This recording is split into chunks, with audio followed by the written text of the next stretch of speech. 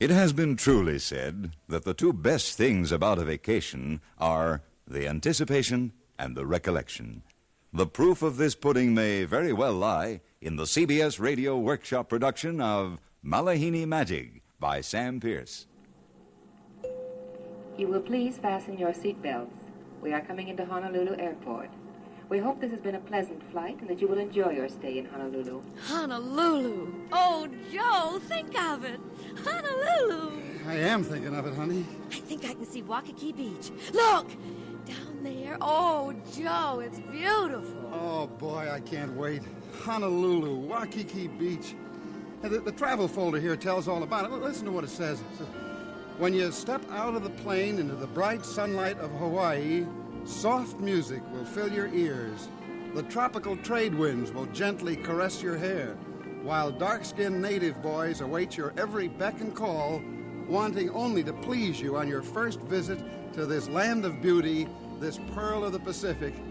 Oh, boy, this is really something. It's going to be good for you to get away from all the tensions and noise of the job. You said it. You can have a whole week, 7 days, to just lie around and relax. Yeah, and take pictures. And eat and sleep and swim and live like an islander. I wish we had a month.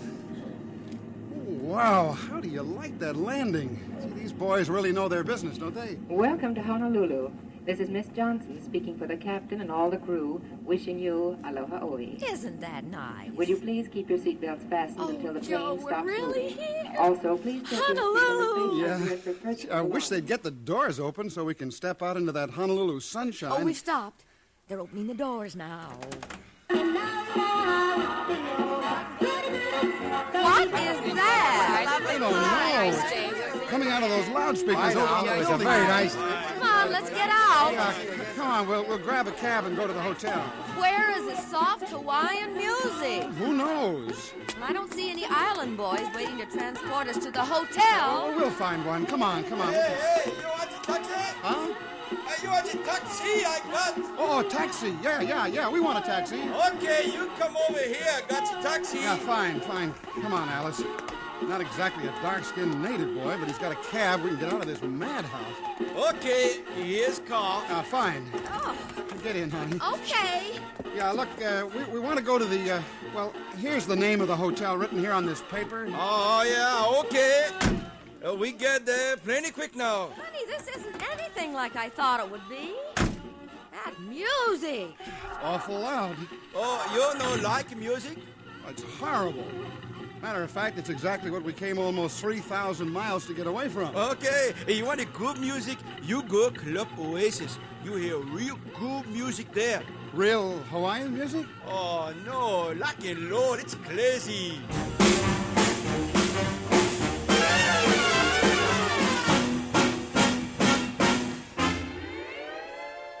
Well, it's no luxury suite, but it's a room. That's something.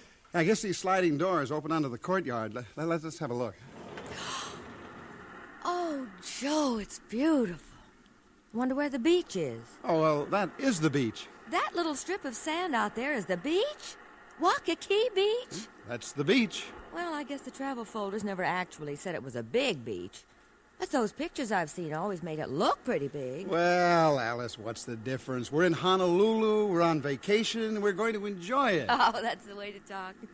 I tell you what, let's freshen up a bit, get on some shorts, and take a walk along the main street. Yeah, I want to buy a lower shirt. We can pick one up on the way. And I want a muumuu. You want a what? A muumuu. It's the sort of dress they wear here on the island. Everybody wears them. It says so right in the folder. Okay, you buy a muumuu and I'll buy a lower shirt and we'll take in the sights. You know, I might even buy you a tall, cool drink if you look pretty in your muumuu.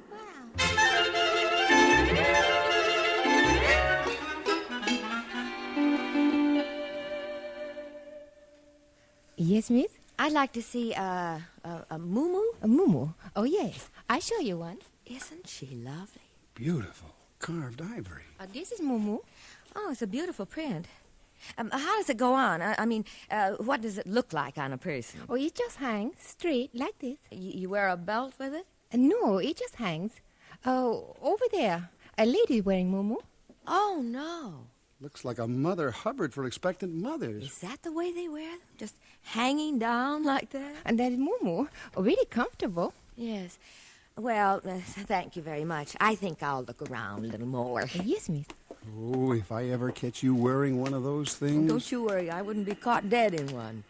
I can't figure out why they're so popular. Well, maybe because they make every woman look alike. Well, I don't want to look like every other woman. So let's look for your Aloha shirt, and then you can buy me that drink. Yeah, okay. Or better still, you can buy me that drink first, and then we'll look for the Aloha shirt.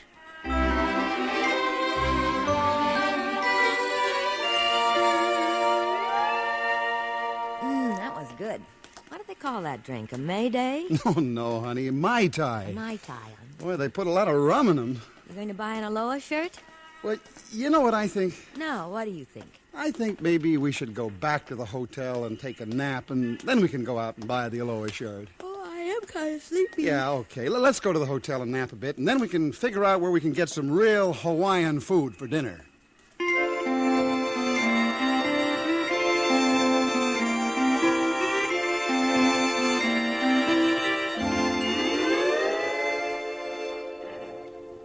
Well, this is more like it. The Willows Restaurant. Gee, soft music, tropical plants. Boy, there's nothing like this back home. Is pretty. I wonder if we can get a table. It looks busy. Oh, now, don't worry. We'll get a table. I'll speak to the Maitre d'. We'd like a table for two. Oh, yes, sir. 2? That's right. Something over by the pool would be nice. You see, we, Maybe have to wait some time. Very busy. Oh, well, how many parties are ahead of us? Oh, can't tell. Many people here. Many people have reservation. Yeah, well, I thought some are calling, but we're in no real you have rush. a reservation? Well, no, but... You better phone next time. Lots of people come here. No table now. You mean you just can't give us a table? Sorry, sir. Very busy tonight. Maybe next time you phone, huh? Plenty of people here tonight. Oh, boy. Come on, honey, let's get out of here. I think we better. Look, we'll go to the Ishii Gardens for Japanese food. At least we'll be eating something different. Sounds fine to me. Okay, we'll grab a cab. Come on.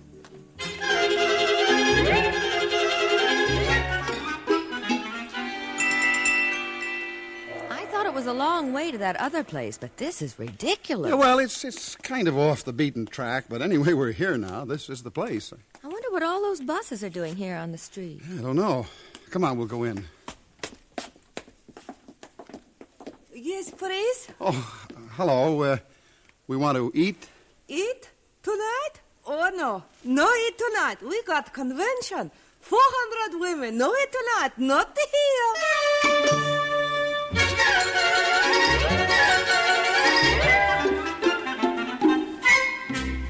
So where now? I don't know. Left my guidebook at the hotel. Oh, boy, if this isn't something.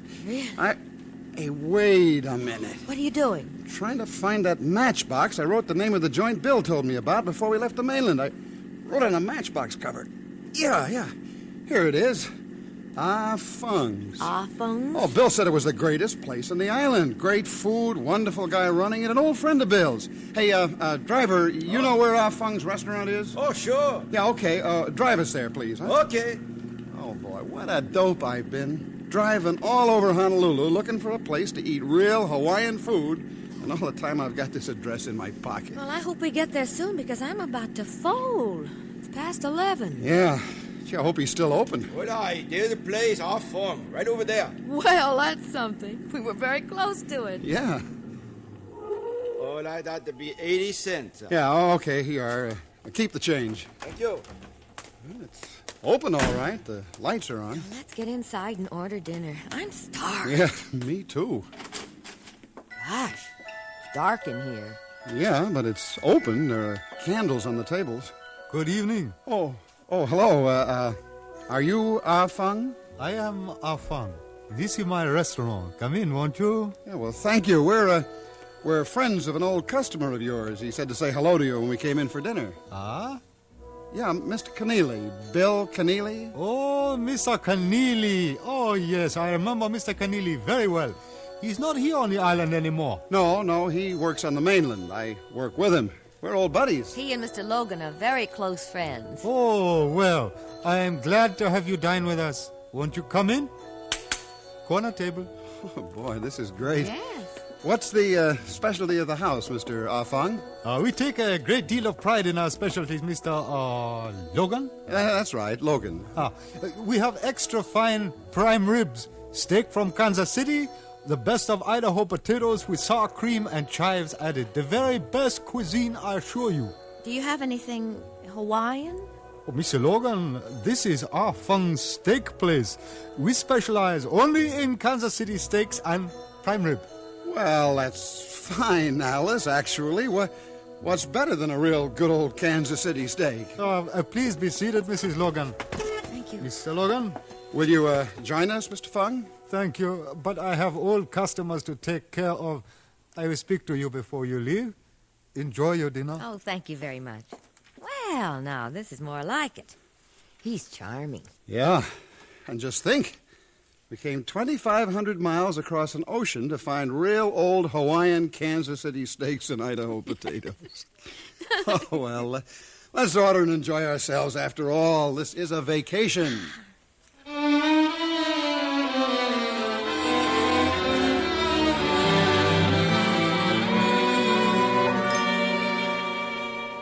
Well, how was everything? You enjoyed the dinner, I hope. We were just saying how good it was, Mr. Fung. We'll have to thank Mr. Keneally for suggesting we come in here. Speaking of Mr. Keneally, he works with you, Mr. Logan? Yeah, that's right. He's my closest friend. Oh, you'll see him when you return to the mainland, then. Oh, sure. First day I get back to work. Mr. Logan, this is a little embarrassing to me, but Mr. Keneally left a small unpaid balance on his bill here when he left. Do you suppose? Oh, well, of course. I'd be glad to take care of it. What's his tab? $134, Mr. Logan. With your dinner check tonight, that would be $146 even. $146? Oh, boy.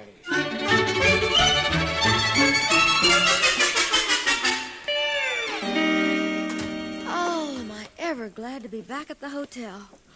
I'm dead. Do you know that it's after 1 o'clock in the morning? Yeah. I'm going to open the sliding door to the lanai deck and let the wind and the sound of the Waikiki surf in. That'll lull us to sleep. If there's a moon, maybe we can see the waves. Yeah, that'd be perfect. Open the doors. Okay. What is that? There's 1 million people down there in the court. It's a concert, a jazz concert. 1 o'clock in the morning? Oh, boy. Joe. Yeah. Joe, go to bed. This has been a pretty tough first day. Yeah, it has that. You know something, Alice? What, Joe? I may be crazy, but I almost wish I was home.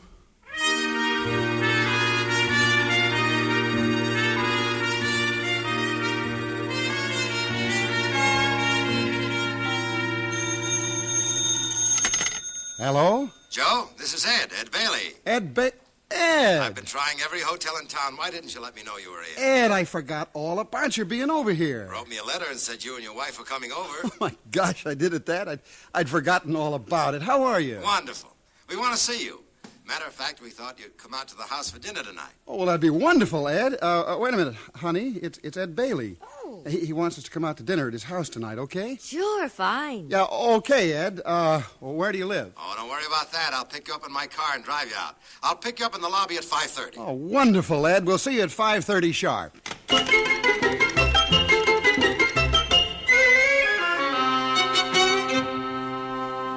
This district in here is called the Black Point District. A lot of beautiful homes in here down on the rocks. Even have their own swimming pools. Oh, it's just lovely. Yeah, where do you live, Ed? Oh, it's not far up here. It's not on the beach, but we like it. I should think you would. You know, I was beginning to think Honolulu was nothing but traffic and rock and roll and Kansas City steaks. You don't sound as though you liked it too much, Joe. Well, if the truth were known, Ed, Alice and I were about ready to call the airlines and see if we couldn't move our flight up sooner. We just about had it. You've been here one day? And one night. And you've had it? Well, let's be honest, Ed. We were greeted by a screaming record at the airport. We couldn't get into any of the spots we wanted to for dinner last night because there's a convention in town or we didn't have a reservation. And there's a jazz concert in the courtyard of our hotel until 2 o'clock this morning. Yes. Now, does that sound like the travel folder's description of Honolulu? No, it doesn't. But you sound like a regular Malihini. Oh, now, sticks and No, stones. I'm not calling you names, Joe. A Malihini is what the islanders call a tourist. And you're acting just like a tourist. Well, there's a law against being a tourist? No, but you're acting like a tourist and wanting to act like a native. A Kamina, we call ourselves. Doesn't work. I don't quite get what you mean, Ed. Well, Alice, look at it this way. You arrive in a strange town, Honolulu, Miami, the south of France, or Atlantic City, or any vacation city in the world. You move into a hotel room, walk up and down the main street, and think you know all there is to know about the town in the first 24 hours. Well, I know just about as much as I want to know. If yesterday was a sample. Now, look, Joe, I know how you feel. I went through Italy in 2 days and came out hating everything about it. Then a couple of years later, I went back and got off the tourist kick and really looked it over. It's my favorite place in the world now, outside perhaps of Honolulu. Well, what can you do here, if you're a tourist, I mean? Have you been over the Pali to the windward side of the island yet? No. Have you seen Augustine dance at the Tierra Room? No. Have you been to Pearl Harbor? Well, now, speaking of tourists... Listen, Joe. Taking in Pearl Harbor is not being a Malihini. You learn a lot by taking the boat tour. A lot that might give you something to think about. I gather we've been a little impatient. Is that what you mean, Ed? I simply mean that you and Joe have fallen into the same trap so many tourists fall into. You rush in, try to do it all up at once, and you don't think about the customs, which may be different than yours. You just expect everything to be the same as it is at home, only different. And it never works, Alice. It just never works. Okay, Doctor, so what do we do about it? Well, Grace and I have lived on the island for a little over 9 years now, and we love it. If you want to take our word for it, we'll try to steer you off the tourist track and let you see the things you'll remember. And if I were you, I'd start off tomorrow night watching Augustine dance. Then maybe drive over the Pali the next day and take in Pearl Harbor the following day. That's a good beginning, if you want to see Honolulu. Okay, you're the doctor. And I'll tell you what we'll do. Tomorrow we start with Augustine, and you and your wife go with us.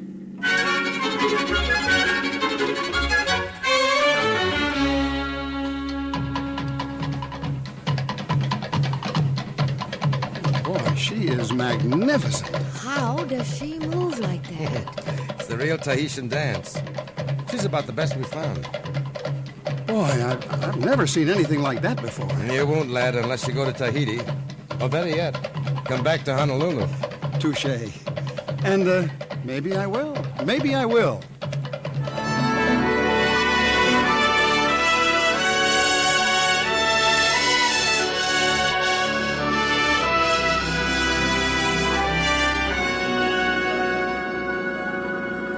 Well, so far everything Ed told us about is paid off, but I don't know about this boat ride. This looks a little commercial. Oh, now, Joe, you're acting just like you did that first day.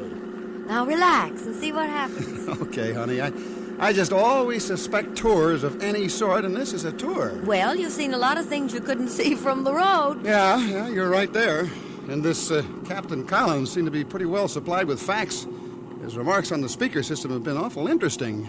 Now, ahead of us there, ladies and gentlemen, all that remains above the surface today of the big battleship USS Arizona, 32,600 tons, a victim of a torpedo attack. She lies on the bottom exactly where she fell on the morning of December 7, 1941. Her main decks now rest and rust about 8 feet below the surface. The Arizona had already received an aerial torpedo hit aft and several great bombs aft and further amidship to suffer intense and severe damage from them. Her anti-aircraft batteries continued their fire such as were able, and throwing up over the ship almost an impenetrable blanket of bursting flak and anti-aircraft fire here, but somehow, through it all, one lone Japanese dive bomber came streaking in from over the hills behind us. Above the Arizona, he turned to plunge straight down upon her, and clutched in his talons was a 1,000-pound bomb which he planted right into her smokestack or nearby. The big explosion that followed blew up her boilers and fuel oil tanks, and the resulting flame and concussion carrying into her forward powder magazines, the big Arizona then literally erupted like a volcano, and torn in two by the mighty explosion went to the bottom here within only about 8 minutes after it took place. Now, unofficially, of course, and from a sentimental point of view only, men of the Navy still consider the old Arizona to be a ship of the line in full commission.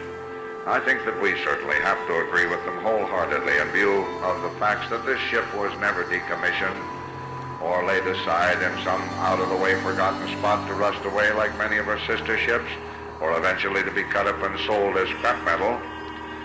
No, not the Arizona. She's a proud ship. She died, her entire crew died with her, fighting for the principles of freedom and democracy that you and I still enjoy today.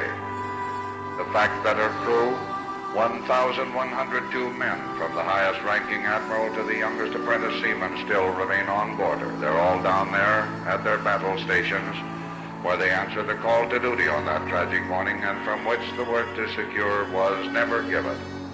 USS Arizona from 8 o'clock each morning until sunset each evening still proudly flies our country's flag for which she died. It is reverently raised and lowered by special honor guards that are detailed for this duty. And so in view of these and many more things, I think that we certainly have to agree with the old-timers in the fleet when they say they consider the mighty Arizona still to be a ship of the line in full commission, still a part of the Navy that together with her valiant crew represents to us a tradition of which you and I and every living American can be justly very, very proud. 1,102 men of the Arizona's crew went down with their ship here that Sunday morning. Their bodies still remain on board her. And it has always, therefore, been our custom as we drift slowly past her gangway here to dip our colors to her in reverent salute. We realize, of course, that the Arizona cannot answer this courtesy, but we would appreciate it very much if at this time you would rise for just a moment and join us in this very small tribute to this great fighting ship and her crew. Joe, I think I'm crying.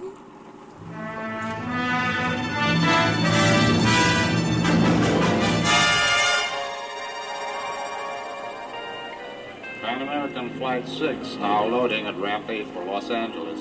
Passengers midboard at ramp 8. Well, here we go. Oh, gosh. You know, it hardly seems possible that the whole week has gone by. I know it. Remember how eager we were to get home after that first day? I'll never forget. Remember our first sight of this airport? And the noisy record of goody. Yeah, and the taxi driver and lock and roll. Oh, Joe, it's been such fun. Oh, I'll say it has. I guess we can thank Ed and Grace for showing us what dopes we were. Not dopes, Joe. Malihinis. Yeah, Malihinis. Joe and Alice Malihini. Aloha. Aloha oi. And you a ginger lay home to remember Honolulu. Oh, thank you. And you too, sir. Oh, thanks. Boy, that smells wonderful. You liked Honolulu? Yeah. I think you can safely say we liked Honolulu. Right, Alice? I think it's one of the prettiest places in the world. I want to come back. Oh, I almost forgot to tell you. You will be coming back. What? Yeah, I promised Ed we'd be back next year. And we'll plan on 2 weeks instead of 1. Oh, Joe! And you know what Ed said? What? He said we weren't Malihinis anymore. He called me a Kama'aina. A Kama'aina. An old-timer. Oh, Joe. Yeah? You know something, Alice? I guess that's about the nicest thing anybody ever said about me.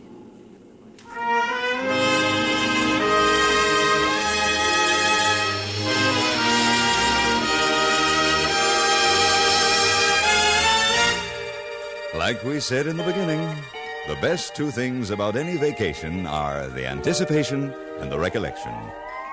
The CBS Radio Workshop has presented Malihini Magic, written and directed by Sam Pierce, with music by Amerigo Marino. Heard in the cast were Lorene Tuttle, Lillian Bayef, Virginia Gregg, Joe DeSantis, Jack Crucian, and Ben Wright. The part of Joe Malihini Logan was played by the author. The voice of Captain Keith Collins was recorded in Pearl Harbor aboard the launch Miss Honolulu. The CBS Radio Workshop is produced by William N. Robeson. This is the CBS Radio Network.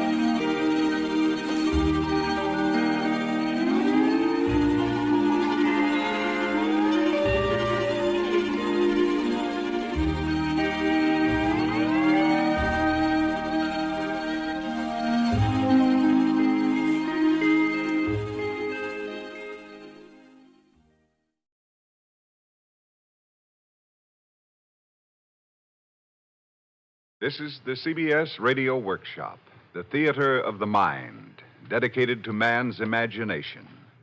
Today we take pride in presenting E.M. Forster's The Celestial Omnibus, adapted especially for the workshop by Richard Shattuck.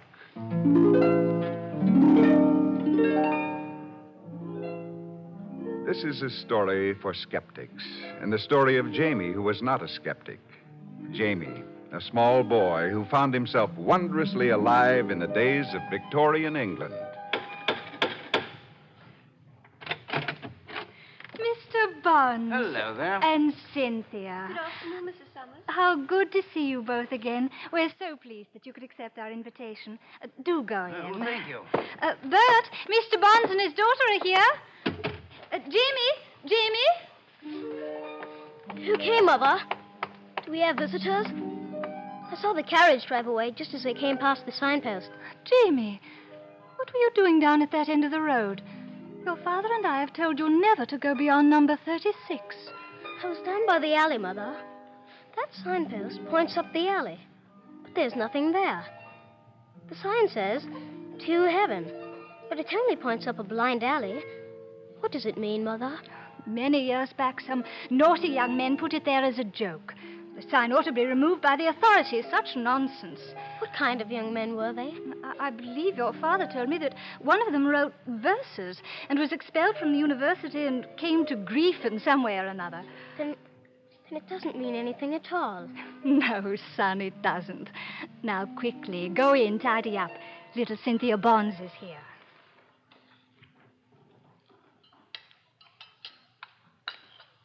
And Daddy is president of the Literary Society this year. I say, Seth, but you've coached her well. She must be your most ardent publicist. Well, you know how children will talk. Of course, though, I am a bit hopeful for my chances in the coming election.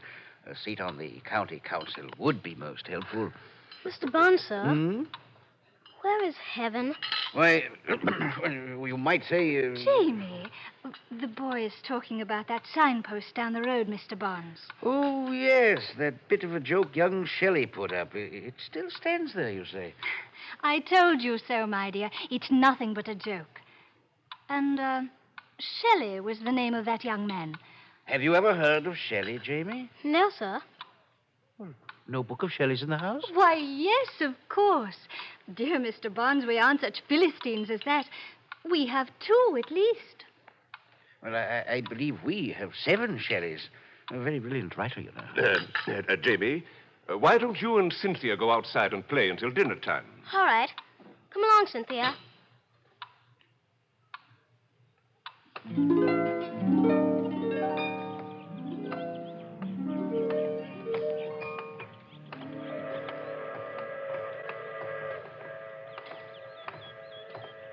That's the Commuter's Express, isn't it, Jamie?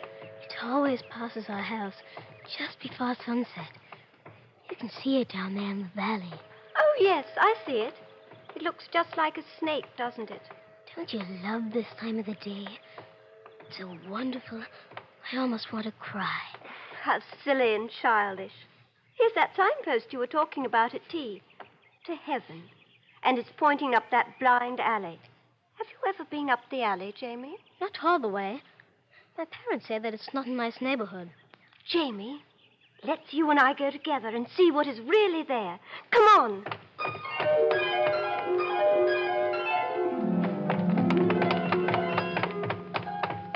Here we are. But there's nothing here at all. Nothing but that high brick wall at the end of the alley. I'd like to kick that Shelley. Hello, what's this over here, Jamie? It's some paper pasted on the wall. Jamie, listen to what it says. S&CRCC announces alteration in service. Owing to a lack of patronage, the company is regretfully compelled to suspend the hourly service and to retain only the sunrise and sunset omnibuses, which will run as usual. It is to be hoped that the public will patronize an arrangement which is intended for their convenience. As an extra inducement, the company will, for the first time, now issue return tickets. Good for 1 day only, which may be obtained from the driver. Passengers are again reminded that no tickets are issued at the other end, and that no complaints in this connection will receive consideration from the company. Nor will the company be responsible for any negligence or stupidity on the part of the passengers, nor for hailstorms, lightning, loss of tickets, or any other act of God. Signed, the directors. Does it say where the omnibus goes, Cynthia? No, it doesn't. What do the letters S and CRCC stand for? The S must stand for Surbiton. The RCC probably means Road Car Company. But I can't guess what the other C stands for. Maybe City? How strange. Why don't they sell tickets at the other end? And what a strange hour to start. At sunrise and sunset. Cynthia, come here. Aren't those wheel marks on the ground? There. Oh, Jamie, let's go home, quick.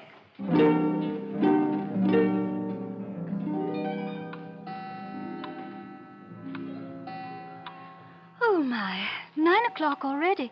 You children had better be getting to bed now. Oh, yes, Cynthia, it's time you were asleep. You two must be tired after your long walk to heaven. Please, Bert, you've teased them enough already. Good night, Mr. and Mrs. Summers. Good night. Good night, Daddy. Good night, my dear. Good night, my dear.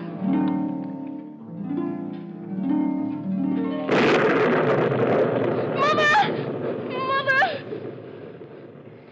I've been dreaming about the omnibus. I happen to find out if it's real and where it goes. If I hurry, I may be able to reach the alley before sunrise.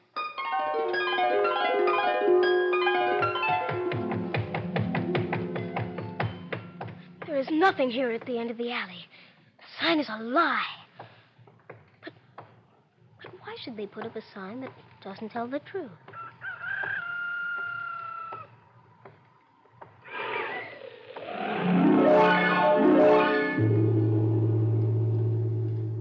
It's there!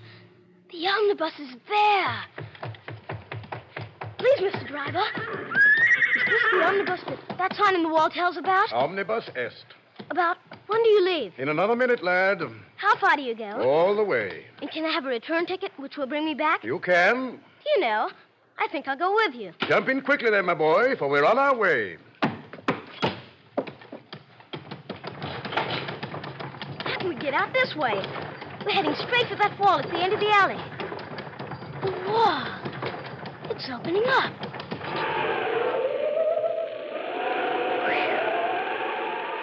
Oh, goodness. I've forgotten my money. Stop! Stop! Mr. Driver, stop! Oh, do please stop. We are unable to stop now. What is it, my boy? Oh, Mr. Driver, I've left my purse behind. I won't be able to pay for my ticket. Tickets on this line, whether single or return, can be purchased with money from no earthly mint. And a chronometer, though it had measured the slumber of Laura or solaced the vigils of Charlemagne, is of no value. Here is your ticket. Thank you, Mr. Driver. Titular pretensions are, I know, but vanity.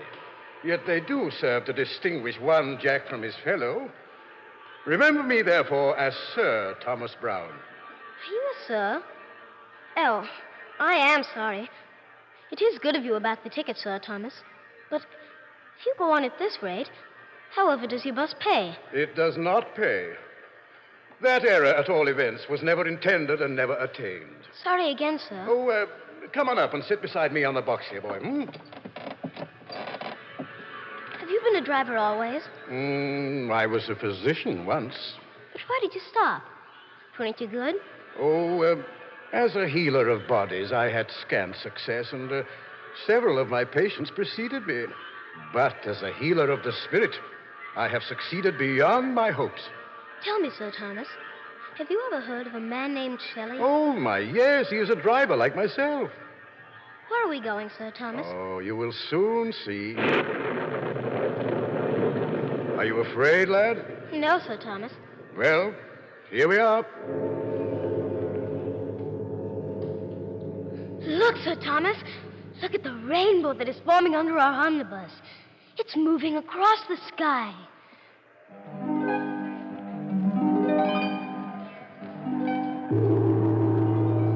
How beautiful. What colors. Where will it stop? It's like a rainbow you can walk on. What is that out there? What is the rainbow resting on at the other end? Is it a castle or a mountain? Oh, look! Between those cliffs, on the ledges, I see people. I see trees. Look also below. Neglect not the treacherous Hades. That music coming from the pool of water down there. What is it, Sir Thomas? On the water's glistening surface, you see truth reflected. Truth has its depths as well as its heights. Oh, but you, my boy, need not be concerned with the siren song. Your path lies ahead. Come, let us start across. Sir Thomas, the horses are pulling the omnibus across the rainbow. Wonderful, wonderful, beautiful. You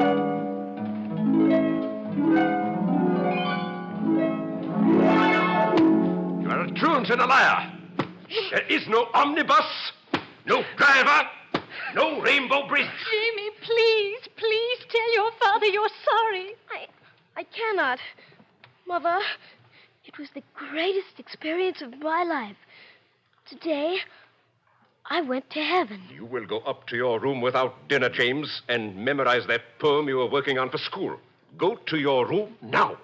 Yes, Father. Oh, Bert, can't we believe? What will Mr. Bonds and his daughter think? I don't care what they think. The boy needs to be taught that he must control his imagination.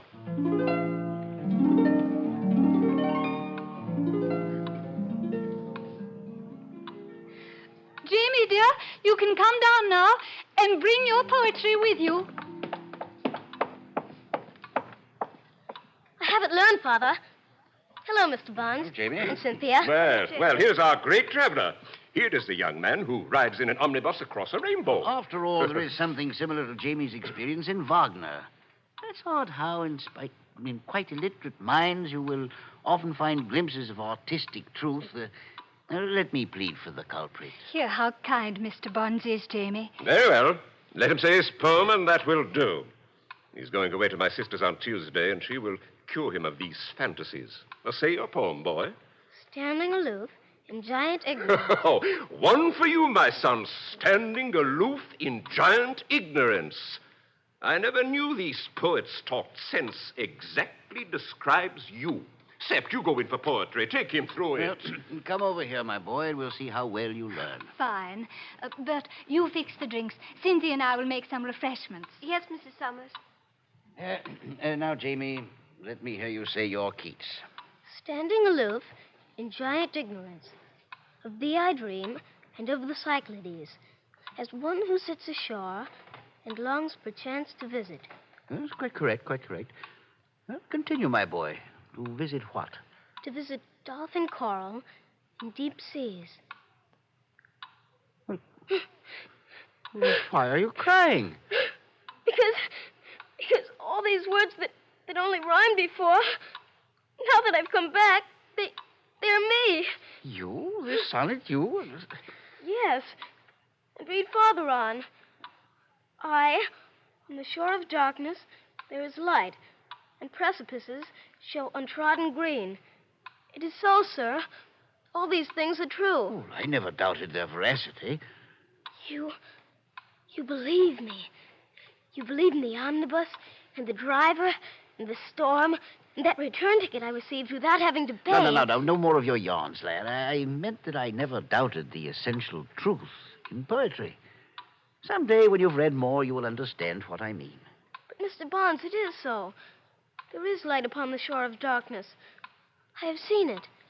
Light and a wind. Oh, nonsense. If I had only stayed up there. They tempted me. They told me to give up my ticket. But I thought of my mother and father, and that I must fetch them, too. The people up there warned me that no one would believe me. I shall never see that mountain again. But I told them about you, Mr. Bonds, and how clever you were, and how many books you had. Huh? But they said Mr. Bonds will certainly disbelieve you. Stuff and nonsense, my young friend. I will settle the matter. I'll cure you of your daydreams. Tomorrow evening, just before sunset, you and I are going to take a walk, Jamie. We shall go up this alley, and we shall hunt for your omnibus, you silly little boy.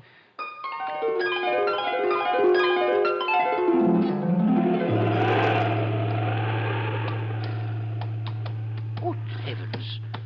Good gracious heavens. There is the omnibus. Just as you said, right at sunset.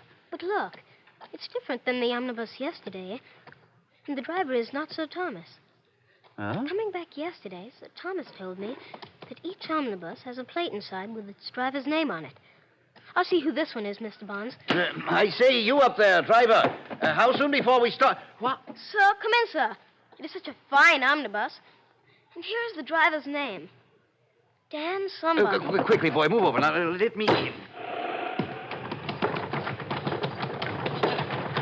We're moving. Heading straight for that wall. Bless myself. Let me get the tickets, Mr. Bonds. Driver, 2 round-trip tickets, please. Thank you, Mr. Dan. Or whatever your name is. No. No, it can't be. It is the impossible. Do you know who that driver is? I don't know, Mr. Bonds, but I don't like him as well as Sir Thomas Brown. So I shouldn't be surprised if he had more in him. More in him? By accident, you've made the greatest discovery of the century, and all you can say is that there's more in this man. My boy, do you remember those vellum books in my library? This is the man who wrote those books. Dante. Well, it can't be possible. I wonder if we shall see Mrs. Gamp. Mrs. Mrs. Gamp and Mrs. Harris. I liked Mrs. Harris. I came upon them quite suddenly. Out there sits the man who penned my vellum books. And you talk to me of Mrs. Gamp. I know Mrs. Gamp so well. I could not help being glad to see her again. Did you spend the entire day in her elevating company? Oh, no. I raced, too. I met a man who took me out to a race course, and we ran a race. I won. Indeed. Do you remember the man's name? Achilles. No, he was later. It was Tom Jones. That's the man I raced. Tom Jones. My lad, you've made a miserable mess of it. Think of a cultured person with your opportunities. A cultured person would have known all these characters and would have known what to say to each. He would not have wasted his time with a Mrs. Gamp or a Tom Jones. The creations of Homer, Shakespeare, and of him who drives us now would alone have contented him. He would not have run races. He would have asked questions, intelligent questions. But, Mr. Bonds, you're a cultured person. I told them so. Oh, that's true. And I beg of you not to disgrace me when we arrive there. Now, no gossiping and no running. Keep close to my side and never speak to the immortals unless they speak to you first. Yes, and give me the return tickets before you lose them. Yeah. Yes, sir. Mr. Bonds, may I introduce you to my friends when we get there? Oh, you distract me, boy. I wish to meditate on beauty. I wish to goodness I were with a reverent and sympathetic person.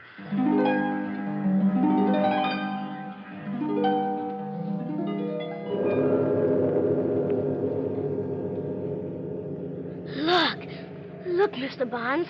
We're here. The mountain. Look at the campfires in the valley. And the rainbow. Campfires? Ridiculous rubbish. Now, mind your tongue, Jamie. There is nothing at all. But, sir, can't you see the beautiful rainbow stretching across the sky? Huh? Look, the horses have just started to cross it. We'll soon be there. And then you will see that I was telling the truth. Listen. Wagner's Das Rheingold. Let me see out that window. Now, move over, Jamie. No! Oh. Mr. Bonds, your face is green. What did you see in the water? I want to go back. Tell the driver I want to go back. But we'll be stopping soon. Oh, we were pleased to see you, for I told them you would come.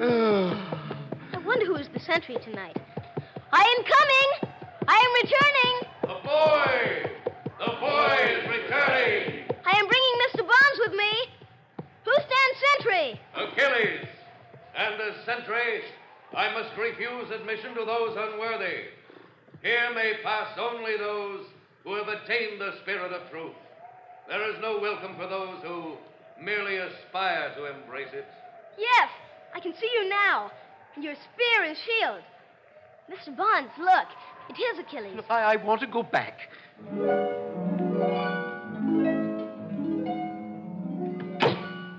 Achilles, I'm coming. Welcome back, boy. Here, let me lift you up on my shield. No, Achilles. I'm ignorant and without grace. I must wait for Mr. Barnes, of whom I told you yesterday. No, I'm not worthy. It's Mr. Barnes who should be on your shield. He collects the books of great writers. No, I want to go back. I want to go back. No, my boy, you're the one we honor. You are the one to stand upon my shield. Mr. Barnes, sir, why do you delay? Here is only the great Achilles, whom you know. I see nothing. I see no one. I want to go back. Oh, save me, oh, great Dante. Let me ride in your chariot. I have honored you. I have quoted you. I have bound you in vellum. Now take me back to my world.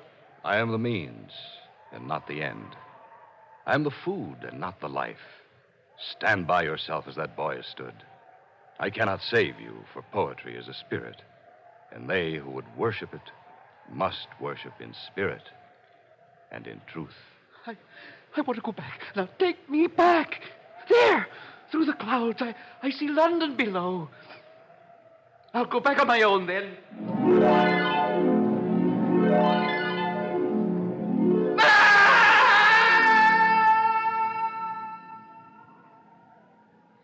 Barnes, you have a return ticket. Come back. We can't get back without our tickets, Mr. Barnes. Please. Here comes a procession to honor you. Here come the men and the women you wanted to meet. The mountain is awake. The river is awake. And it is all for you. They want you, Mr. Barnes.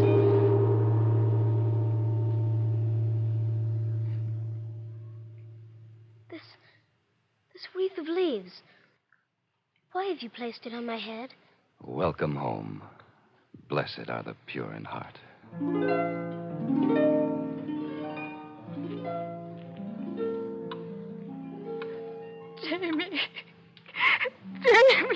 Jamie. Where is he? What's happened? I don't understand it. Poor Barnes, murdered, horribly mutilated.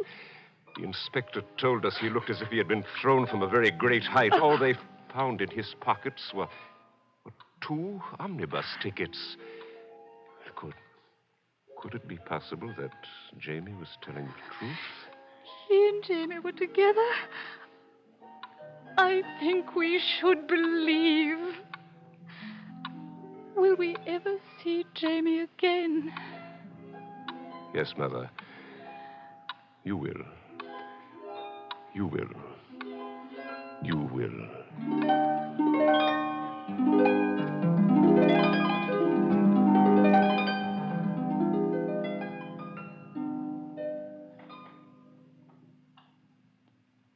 You've been listening to the CBS Radio Workshop. Today's presentation, E.M. Forster's Celestial Omnibus, written for the CBS Radio Workshop by Richard Shattuck. D. Engelbach produced and directed. Music by Edward Vito. Today's cast, Peter Laser, Deirdre Owen, Mercer McLeod, Bill Woodson, Lee Vines, Carol Teitel, Louis Van Ruten, Gregory Morton. This is Ted Pearson speaking. Wherever you go, go with radio and the CBS Radio Network. From Hollywood, the CBS Radio Workshop, dedicated to man's imagination, the theater of the mind. Cherries, sweet cherries, cherries ripe, ripe, ripe, I cry. So sweet, so full, come and Sweet Cherries in Charleston. The author, Richard Durham. The director, William N. Robeson. The star, Roy Glenn. The story, a saga of Denmark Vesey, who lived and died in Charleston more than 100 years ago. But they still remember Denmark Vesey down in South Carolina. They still talk about him. And this is what they say.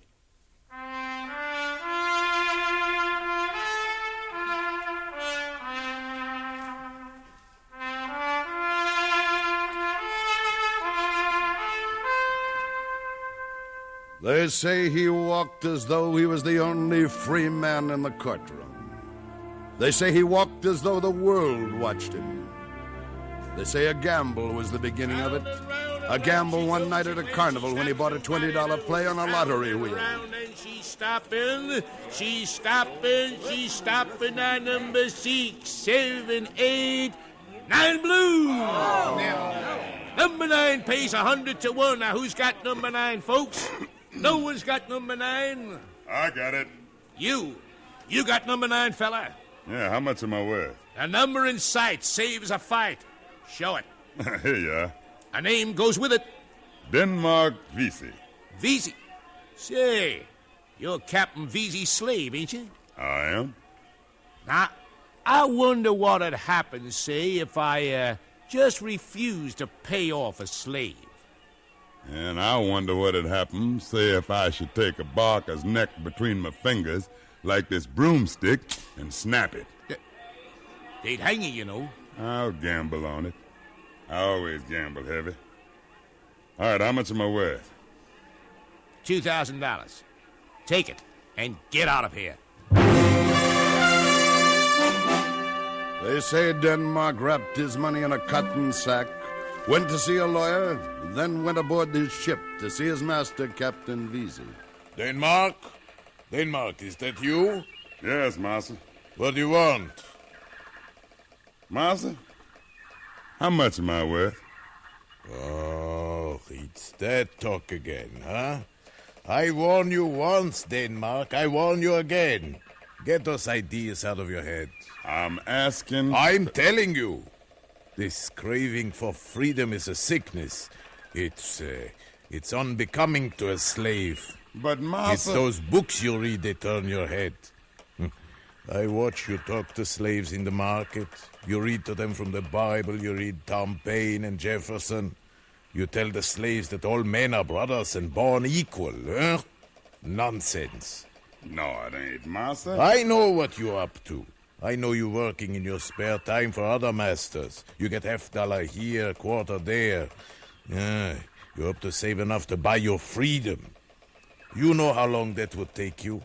A very long time. Methuselah could not live so long. I need money, too. I know how hard it comes these days. Then why don't you sell me? Where could I get your price? How much am I worth? Even at your most stubborn, you are a capable man, Denmark. You are worth at least $2,000. Here's $2,000. Denmark, where... And here's a set of release papers. Will you sign them? Sign? Yeah, you need the money. Yeah, you sure? I need my freedom. $2,000. I talk hard, but I am not a hard man. And I know you find a way to escape if I didn't let you go. I see it in your eyes. Somehow I feel like I am releasing a tornado. Here are your papers. Well, what will you do with this freedom? What do you do with this money?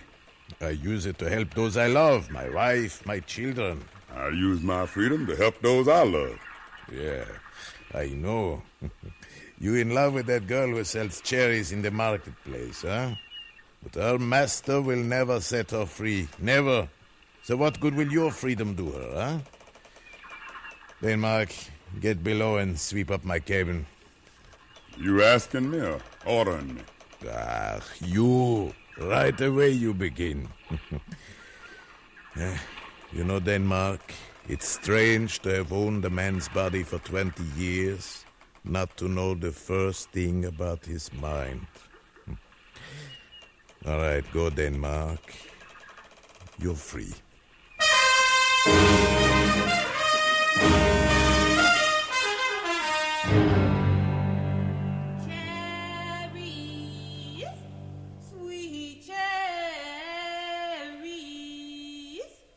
Cherries ripe, I cry.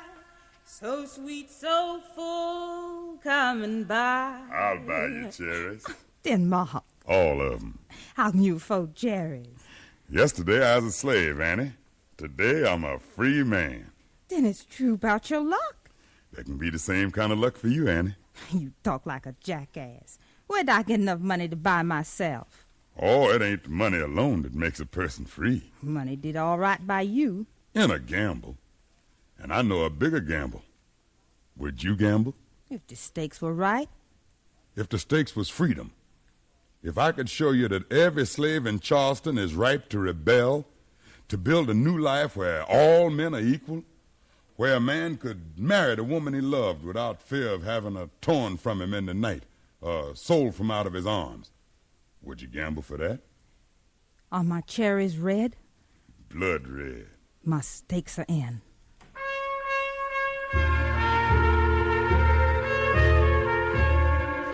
They say Denmark's disease hit the slaves in the marketplace like a plague.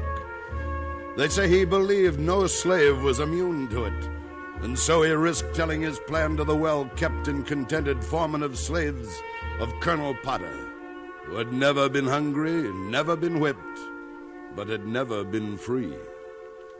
Why do you come to me, Denmark? The master leave me alone, I leave him alone. I do my work and I mind my business.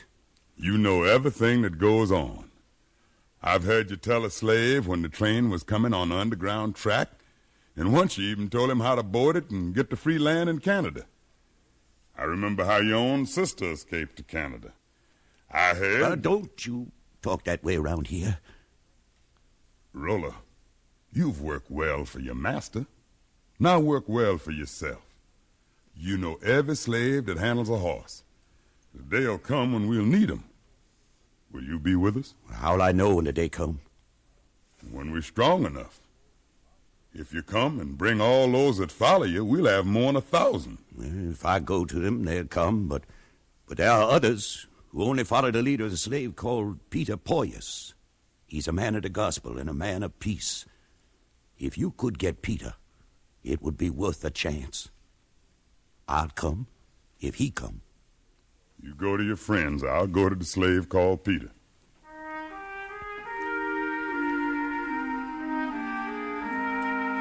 They say Denmark opened the Bible that evening and read through the night. Read Exodus and Leviticus, Joshua and Job. And in the gray morning before dawn went to the cabin of the slave Peter.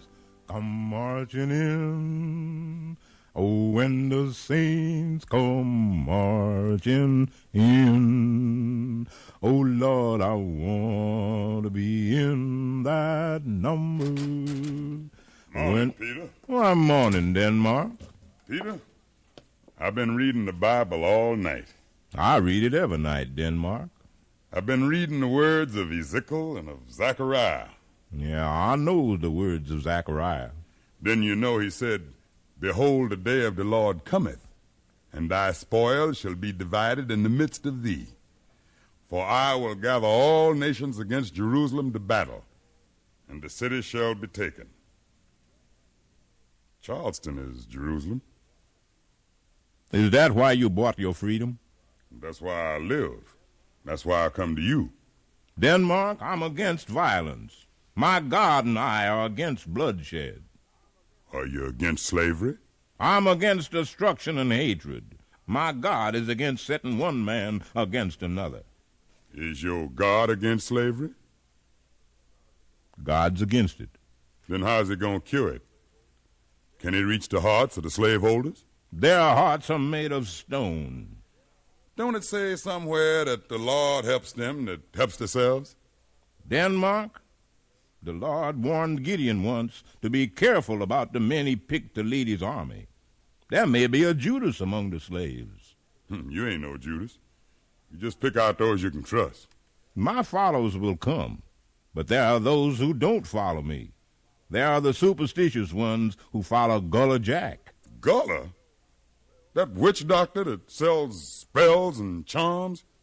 My son, in a revolution, one looks for the honest, not the honored. Some say Gullah Jack is crazy. Some say he's wise, but I know he's honest. Go to him.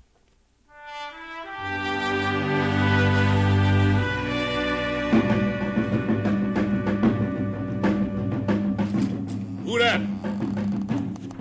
By a charm, you should come at night. Cast a spell, come only in the twilight. Who that? Oh, it's you. Denmark Vesey, the disbeliever. Why do you come here? Gullah, I want you to cast a spell that'll make the slaves know the land is theirs as much as their masters. Tie together black men and white men in a common fight to free every man in Charleston. Cast a charm that'll bind them together like a Gideon's army to strike when the hour comes. Now, if you the wizard they say you are... So, this is the reason you're here. Is there a better reason? There are better men than I to do what you want. Go back to your books. Leave me alone. But, Gullah... I know you, Denmark. You come to laugh at me. You say, witch doctor, cast me a spell to make men free. Maybe I'm crazy. Yes, maybe. But I ain't no fool. But you, Denmark, you should have stayed a slave if you believe the masters can be changed by a spell. If I could cast a charm to free a man, wouldn't I cast one to free myself? Listen, Gullah. I read one time of a giant who fell asleep in a foreign land. And while he slept, hordes of little men tied him with ropes and chains. And as long as the giant was asleep, he's a slave.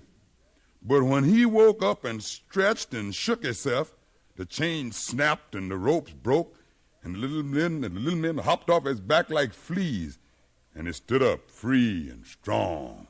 Now the slaves are giants, and the justice that's in the heart of every fair-minded man in this land, justice is a giant. The masters are the little men.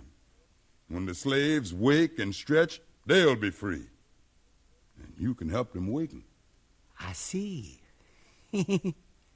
Maybe I can help. Maybe I... Who's that? Hold your place, Denmark. That's my master. He's a word man. He comes at night for a sleeping spell. I'll give it to him. Then we'll awaken the giant. They say Denmark and Gullah Jack Rollerhard and Peter Poyas made a pact to wake up the giant and put the slaveholders to sleep. They say month after month the fever spread, infecting thousands. The fever of freedom. And the day was near when Denmark's disease could not be quarantined. They say Denmark gathered his leaders together in the hayloft of a lonely barn to fix the hour.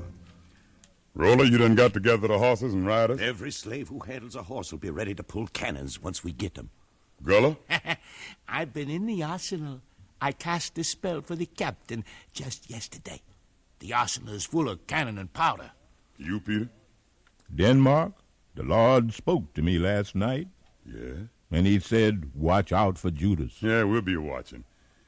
Now, we'll set the day and hour. I've noticed the stars, and they sit well for this month. Tomorrow the moon hangs low, and it'll be blood red. I've watched the way the militia moves, and we'll have to move quicker. Denmark! They found out. They're coming looking for us. What? Who's looking? Who's found out? Everybody. Who is everybody? Colonel Potter. Who told him? It wasn't me, not me. Jason, the houseboy. We gotta run. We won't run. We're gonna stand our ground. Roller? Yes? The colonel's your master. You face him. What? Yeah, I can see him coming from here. The colonel, his guards, and the houseboy. Go down and meet him, Roller. Why? You gotta face your accuser. You gotta out-talk him or we'll all hang. Now go on. Shall I cast a charm for Roller? Let Roller cast his own charm. Go on down, Roller. Face him. They say Denmark waited in the loft while Roller climbed down the ladder and walked to the door to face his accuser. They say at that moment the colonel had the revolt resting at his gunpoint. Master, come in. You needn't say master to me anymore. When this is done, you'll be dead. Dead? Yes, dead. Jason told me about the plot.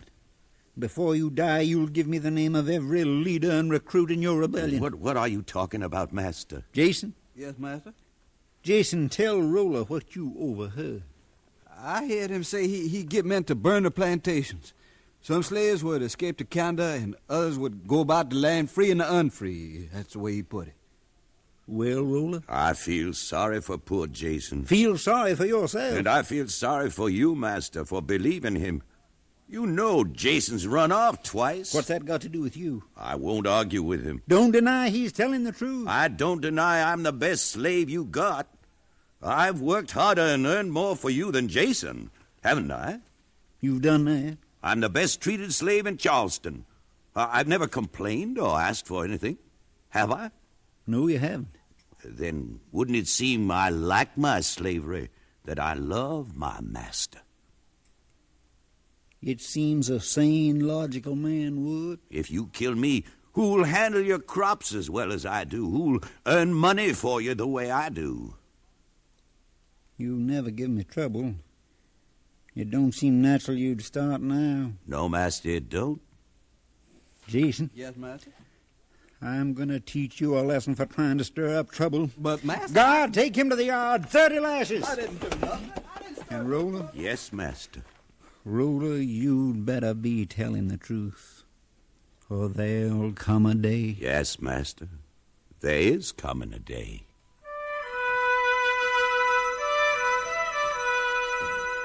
They say the colonel lowered his gun and left the barn. And Denmark, Peter, and Gullah came together and pushed ahead the day of deliverance. We can't wait no longer. They'll call up the militia for sure now. We gotta beat them to the arsenal.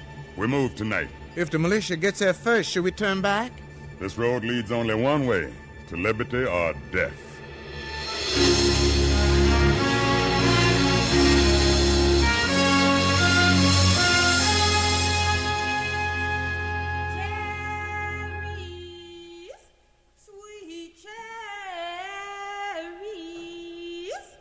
Cherries, right back, right. Is the road clear, Annie? It's clear now, but the militia will be coming soon. You warn us when you see them. I'll warn you. I'll stand in their way selling cherries. When I call blood red, they're coming up the hill. They may take your life for this. My life is your life, Denmark. Now let me sell my cherries. We'll see what we can buy over at the arsenal. Peter, you ready? The Lord has spoken. Gullah? Twist your neck, tap your knee. When the moon goes down, we'll be free. All right, let's move. When the moon comes down to blood, oh, when the moon comes down to blood. They say a red moon hung low over Charleston. They say Denmark led, Peter sang, and the slaves fell in behind the moving men. They say on plantations and farms, in cabins and houses, 100 miles around, men waited to hear the arsenal crack. But they say the militia got there first and charged through the marketplace before Denmark got to the gates of the arsenal. They say you could hear the cherry woman cry when her eyes caught sight of the soldiers. Blood red cherries, blood red cherries.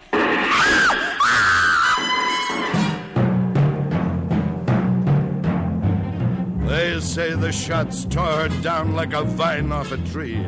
Red cherries jumped into the gutter. Red blood shot from the wounded and the dying. Red cherries rolled under the feet of the fighting, the straining, the reaching to be free.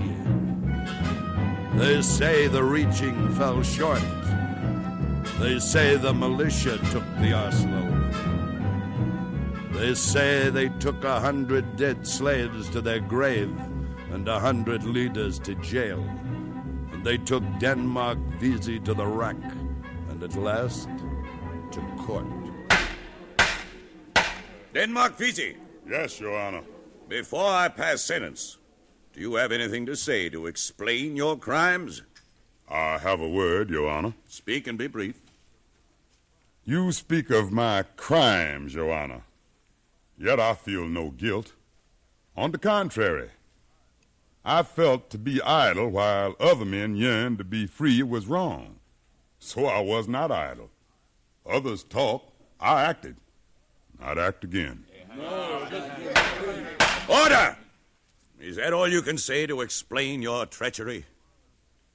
Your Honor, what you call my treachery began when I read the Declaration of Independence, when I read what Benjamin Franklin, Thomas Paine, Lafayette, and Jefferson said and did. and their words warm my blood. They said, each of us belong to each other, even you to me and I to you. Therefore, is there a man born of woman who is not my brother? Is there a woman born of suffering who is not my sister? Is there a price for such humanity? When I was a slave, I discovered my price and I paid it. If today my life is the price I must pay, I shall pay. For somewhere there's another life and another day. Such a day when justice becomes a giant, when to be human becomes a habit. Such a day our children shall see, as bright as the cherries they sell in the market, as bright as the cherries of the woman I loved.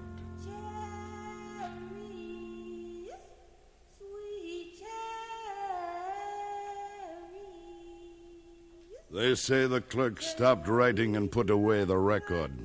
The court called for the highest price. The hangman's hand tightened, then relaxed on the rope.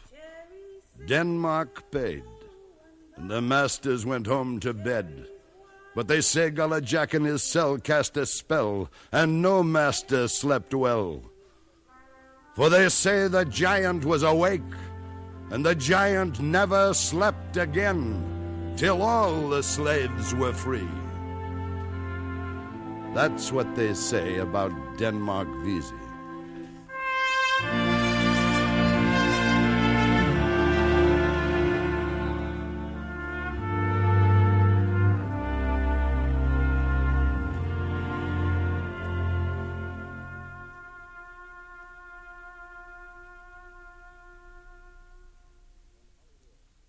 From Hollywood, the CBS Radio Workshop has presented Sweet Cherries in Charleston, written by Richard Durham, with Roy Glenn playing Denmark Vesey. Ted DeCorsia was the narrator, and the music was composed and conducted by Amerigo Marino. Included in the cast were Abby Shuford, Stotts Cotsworth, Eddie Marr, Paul Frees, Corny Anderson, Parley Bear, and Harry Bartell. Next week, the Workshop will present from New York a study of a hit-and-run driver. Death drives a black sedan.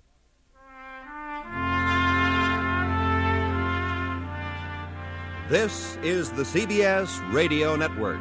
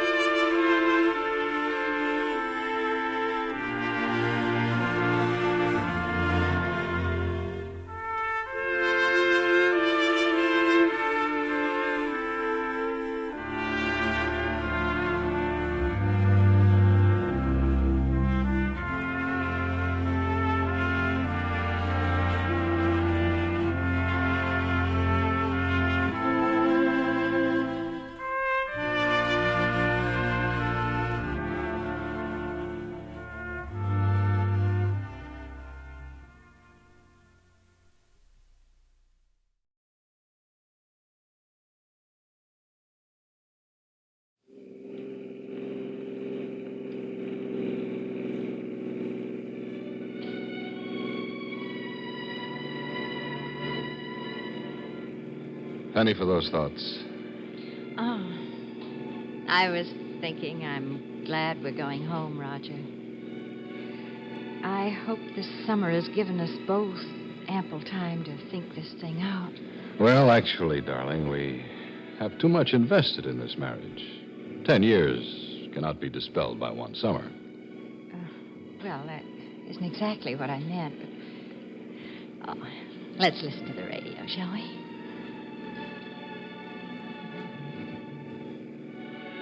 I hope we've had an end to this sulking and... What was that, Roger? Felt like we hit something. Nonsense, I ran off the road. Oh, Roger, please, slow down. Roger, listen. Sounds like a woman screaming. Oh, please, please, let's go back. I'm sure you've hit something. I didn't hear anything, Kay. I'm sure we didn't hit anything.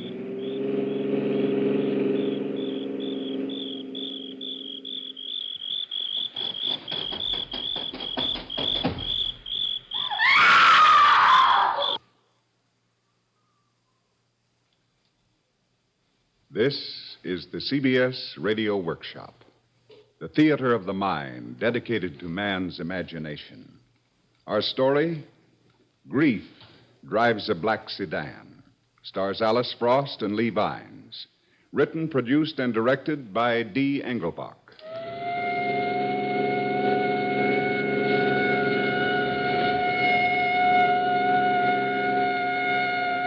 Will driver of black sedan pull over, please? Driver of black sedan, pull over. Roger, we should have gone back. Kay, none of your hysterics now. Please, I'm sure we must... Oh, just be quiet. You realize how fast you were going? Yes, officer, I was going 40 miles an hour, and that doesn't really seem like an excessive amount of speed to me. It is in a 25-mile zone. Although you can't see it from the road, this area is quite thickly populated. There are always children about. Can I see your driver's license? Hey, Tom. Look here a moment. Okay. Roger, do you Shut think up, we Kay. really... Kay, there's nothing these state police would rather do than to stop a car with a New York state license. And I was only going 40 miles an hour. I'm afraid it's more serious than that. More serious than what? Move over, please. Say, what's all this about? I'm taking you to the police barracks in Westport. What have we done, officer? That's for you to tell me, madam. You see, your front left fender is dented. Is that a crime in this state? We'll have to find out. You see, around that dent is blood.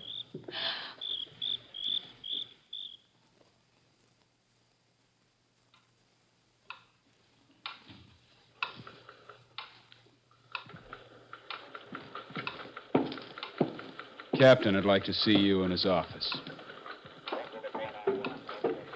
May I come along, Roger? No, darling, you stay out of this. I'll find out what this is all about. Roger, remember... Stay out of this. I'll be back in a moment.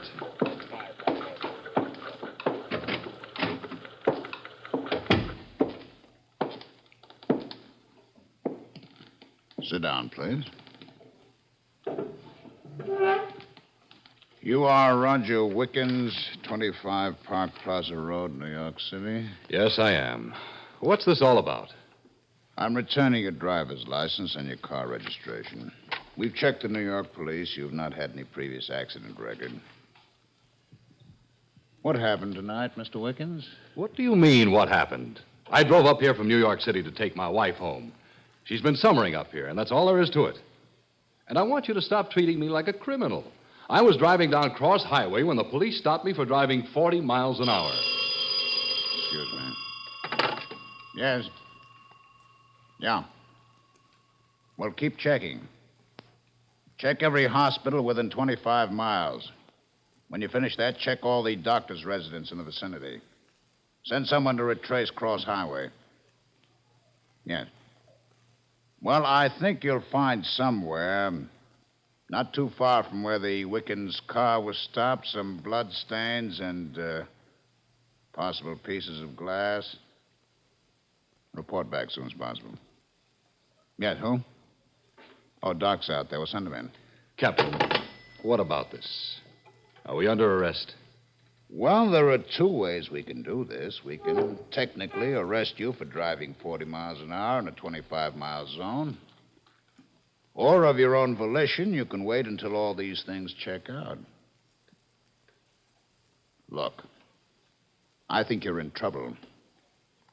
I think you've hit somebody and run away from the accident. Of all the stupid things that I've ever heard of, Hello. Hello, Captain. Okay, what is it? Oh, excuse me. Hello, Doc. Well, what will it be, Mr. Wickens? I'll wait. What about my wife? Well, she'd better wait, too.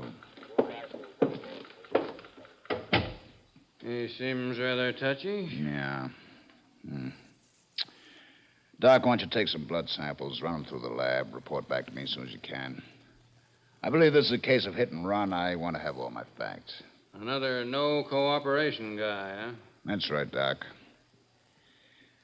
They never learn, do they?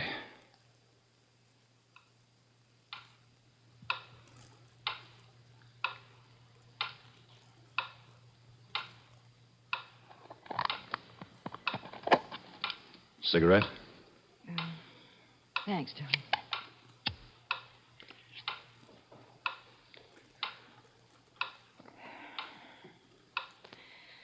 Roger, did you tell them? Tell them what? Oh, please, darling. Remember when we ran off the road, I told you I thought I heard a woman scream. Kay, I did not hear a woman scream, and I did not hit anything. This is all a fantastic nightmare. It seems it started when you came up here. There was no reason for all of this. We should have gone to Europe this summer and behaved like two mature people. 10 years of marriage, and we're still trying to figure out whether or not it will work. It's not going to work, Roger. I believe this was all for a reason tonight. I believe we're both in trouble. Nonsense. Roger, we must share that responsibility. Oh, for heaven's sake, Kay, what responsibility? The blood on the fender.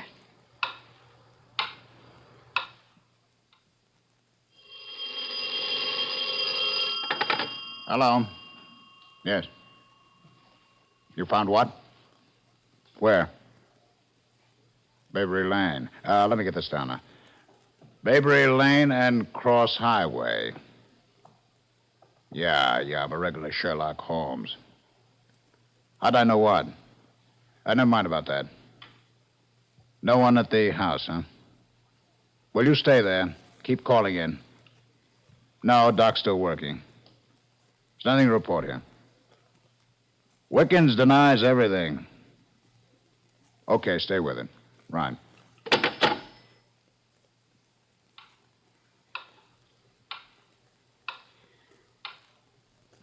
You want me to send out for some coffee? Oh, no, thank you. Well, it's past midnight. Eddie and Joanne said they would wait at the Maroc until 1.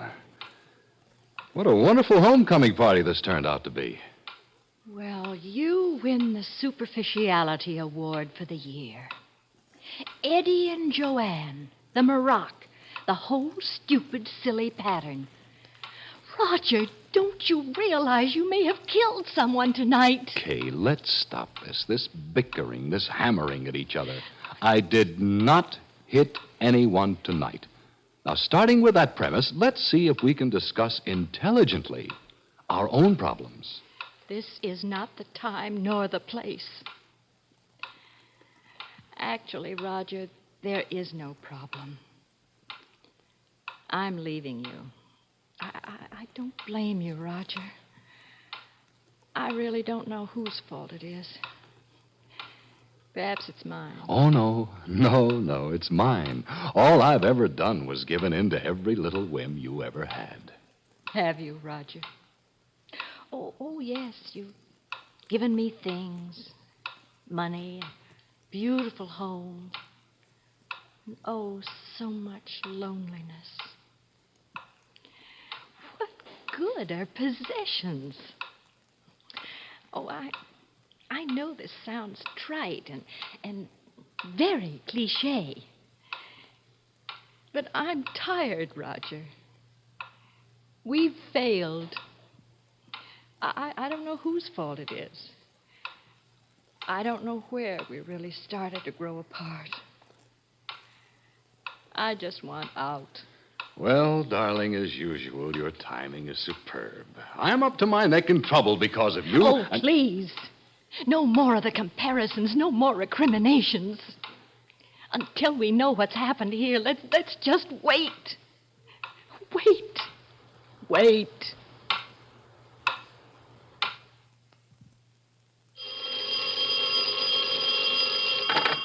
Yes, Tom. You did. A signed statement. Feels pretty bad, huh? Yeah, what about the charges? Mine does. Hold a minute, Tom. Paul, have Doc call me. Yes, Tom, you were saying? Hit about 10 o'clock. Dead, huh? It's too bad. Yeah, right. Doc, drop your test. We have all we want. Okay, Tom, get back here as fast as you can. Right. Paul, bring that Wiggins guy in here.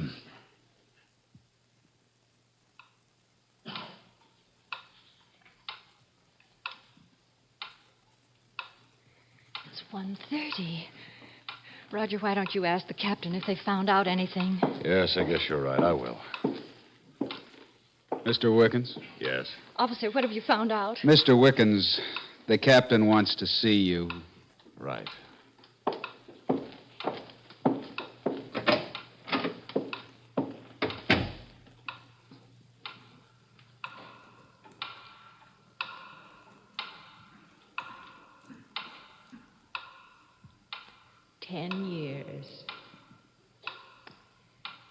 What do you do with 10 years?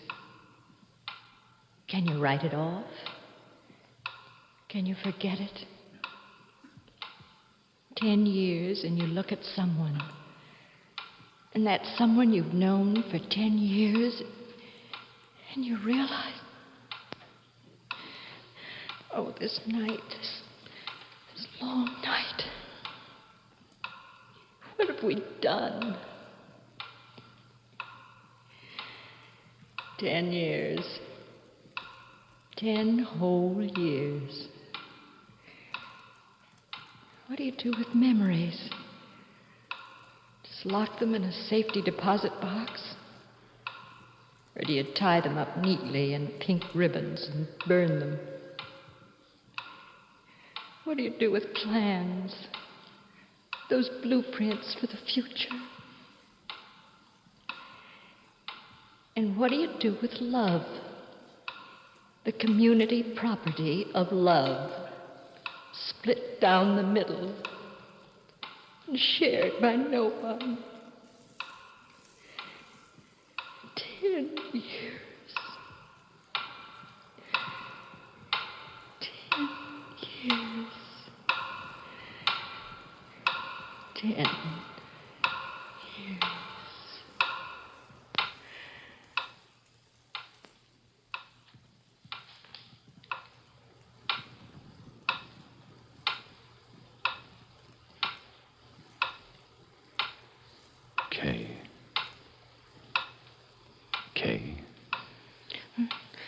Oh, I'm sorry, darling. I must have dozed off. Yes, about an hour. Don't be sorry. I needed the time to think. Kay, I must talk to you. Oh, haven't we had enough talk for one night?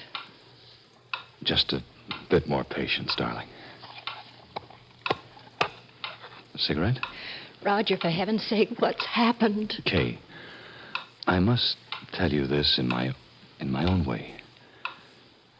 And for whatever love you once had for me, please hear me out. I want you to know Oh, Roger, please. I want you to know this is no plea for any kind of sympathy. I know, Kay, why our marriage failed. You see, believe me, this isn't easy. I know I'm a coward. Tonight, I did hit something. More than that, I took a life. Roger, no. Please, darling, let me finish this.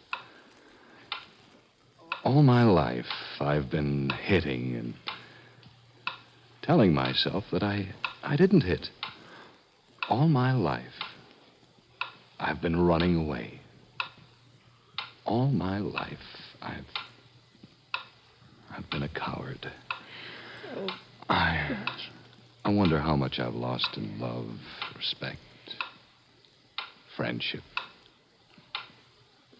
I wonder how much of myself has been sacrificed so carelessly, so needlessly, because I didn't take time to stop and go back to pick up that which I had hit. You see, darling, I guess I've always been driving 40 miles an hour in a 25-mile zone. And the ironical part about this whole thing is that the police were not going to arrest me for speeding, but merely warned me to take it easy. I guess maybe help of any kind has always made me angry, and truth always hurt my ears. Roger, darling, would you please... I know I killed tonight. Needlessly. Carelessly. And, Kay, I want you to hear this letter the captain just gave me. And I want you to know, darling, that no more do I blame everybody else for my emptiness.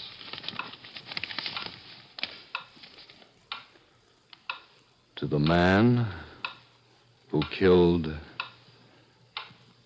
my dog. Oh.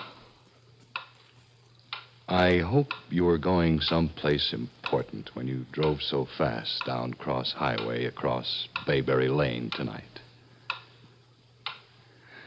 I hope that when you got there, the time you saved by speeding meant something to you or somebody else. Maybe we'd feel better if we could imagine that you were a doctor rushing somewhere to deliver a baby or ease somebody's pain. The life of our dog to shorten someone's suffering, that mightn't have been so bad.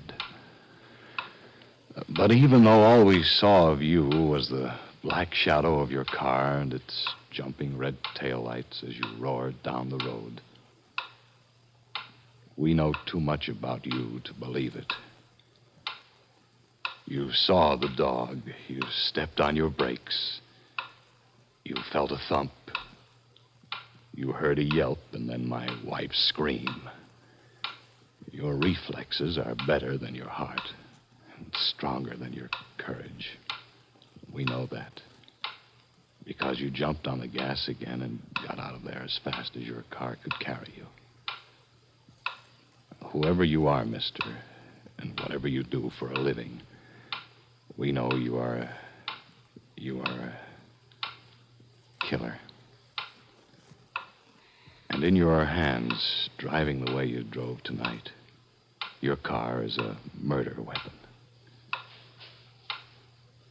You didn't bother to look, so I'll tell you what the thump and the yelp were. They were Vicky, a 6-month-old Basset puppy, white with brown and black markings. An aristocrat with 12 champions among her forebears. But she clowned and she chased and she loved people and kids and other dogs as much as any mongrel on earth. I'm sorry you didn't stick around to see the job you did, though a dog dying by the side of the road isn't a very pretty sight.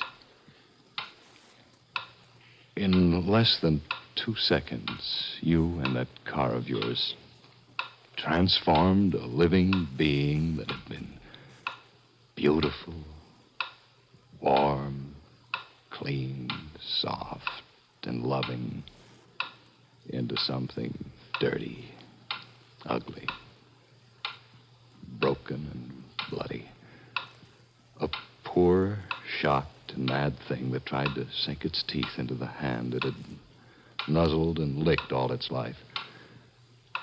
I hope to God that when you hit my dog, you had for a moment the sick, dead feeling in the throat and down to the stomach that we've known ever since.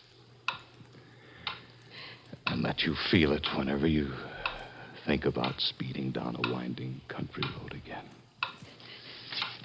Because the next time, some 8-year-old boy might be wobbling along on his first bicycle. Or a very little one might wander out past the gate and into the road the moment it takes his father to bend down to pull a weed out of the driveway. The way my puppy got away from me. Or maybe you'll be real lucky again and only kill another dog and break the heart of another family. Signed, Richard Joseph, Westport, Connecticut.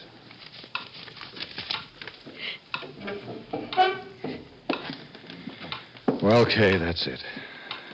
No charges. No arrest. No. Roger. Oh, darling. Please. Let's go home.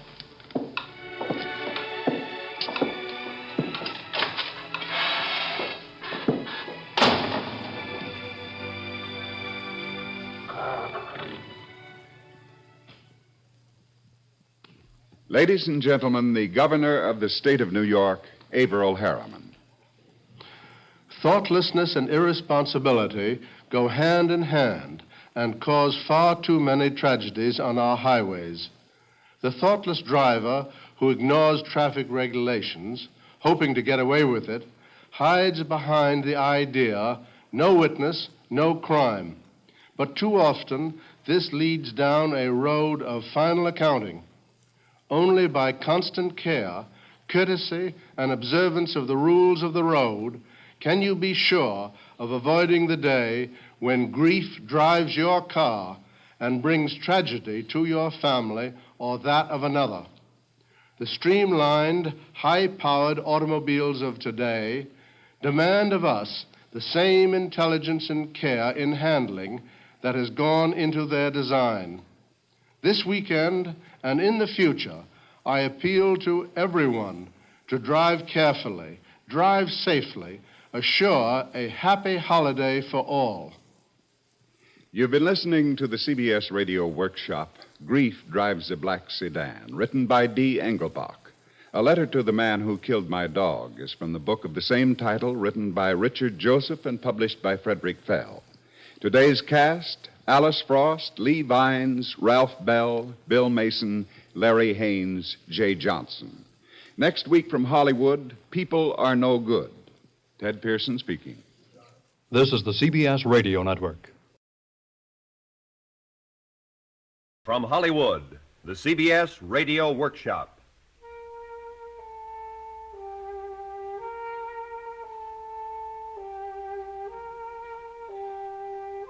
Have you ever gotten up on the wrong side of the bed? Have you ever awakened hating the world in general and yourself in particular? If you haven't, this program is not for you. If you have, we respectfully direct your attention to this modern morality tale.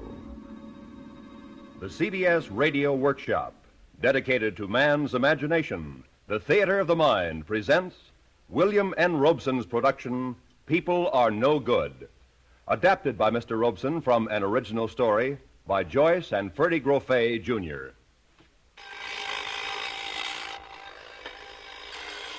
The city awakens.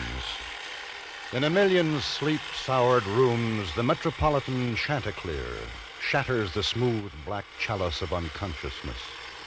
Sleep-stuck eyes slowly open. Unwashed faces contort in yawns and hackings and honkings, adding their fetid impurity to the poisoned air. Down the grimy eastering streets, the pallid sun cheerlessly prevails against the murky morning. The city awakens. Joe awakens, too. Shut up. Another day. Another lousy day. As dull as yesterday, as boring as tomorrow. Turn on the radio, Joe. That's it. Now, what's next? Oh, yes. Reach for a cigarette. Light it. and cough. You do it every morning, don't you, Joe? The time is now 7:33. The weather is lovely this morning, fair, with just a nip of fall in the air. But it's a good day, a fine day, a day to be glad to be alive in. What's the jerk got to be so cheerful about? He's paid to be cheerful, Joe. In just a moment, the early morning news. But first, one of your favorite songs and mine, I Can't Give You Anything But Love, Baby. I can't give you anything but love. You said it, friend. Come on, Joe. That's enough morning meditation. Let us then be up and doing, with a heart for any fate. Come on, Joey. You gotta get up. Why? You know why, Joe, to go to work. Why? You know why, Joe, to earn a living, to pay the rent. For this flea bag? And feed yourself. On that garbage at the corner lunch stand. And clothe yourself. A suit with 2 pair of pants every couple of years. Oh, come on, Joe. Quit the griping and get up. What if I don't? You will. You always do. Now, up we go. Add up, boy. And into the bathroom to scrape your face. What a kisser. It'll look better after you've shaved it.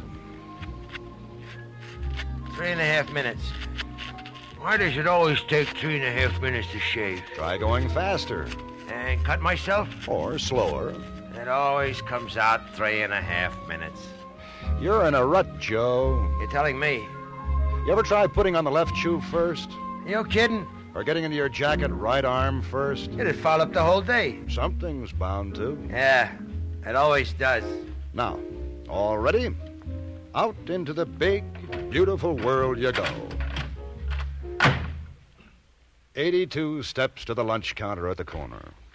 82 steps to the next scene.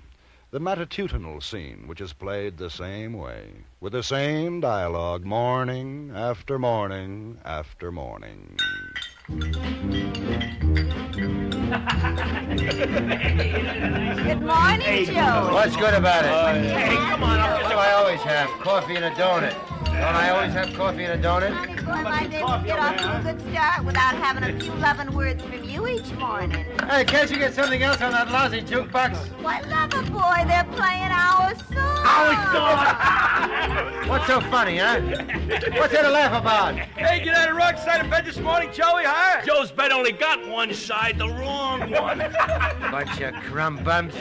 For 2 cents, You'd what, Joe? Throw this cup of hot coffee in their faces. Well, I imagine somebody could scrape up the 2 cents if you really want to. Well, it might be worth it. Change the routine. Yeah, what'd it get me? 30 days in jail, probably. I guess you're right, Joe. That wouldn't be any change. Huh? Your whole life's a jail sentence. You ain't kidding. People always pushing you around, telling you what to do, telling you what not to do. Why does it have to be this way? Why can't it be different? Why? Why? Why?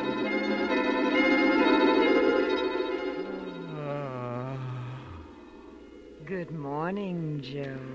Marilyn, honey. Sleep well, darling. Yeah, just great. I hope the silk sheets didn't scratch. No, couldn't be more comfortable. Hey, Marilyn, baby, I thought you had an early call at the studio this morning. Let him wait. My husband's comfort comes before my new picture. You're a doll, a living doll. I thought you might like breakfast in bed. Gee, great. I cooked it myself. Omelette fine herb with truffles and a split of champagne to wash it down. Oh, baby, what did I ever do to deserve you? I ask myself the same question over and over. Every morning I have to pinch myself to make sure I'm not dreaming. Pinch me too, Marilyn, baby. Hey, Matt, what do you think you're jabbing in the ribs? If you're finished, I'd like to sit down there. Yeah, Joey, what do you think? You got a lease on that stool? Ah, you crumbs. You lousy bunch of crumbs.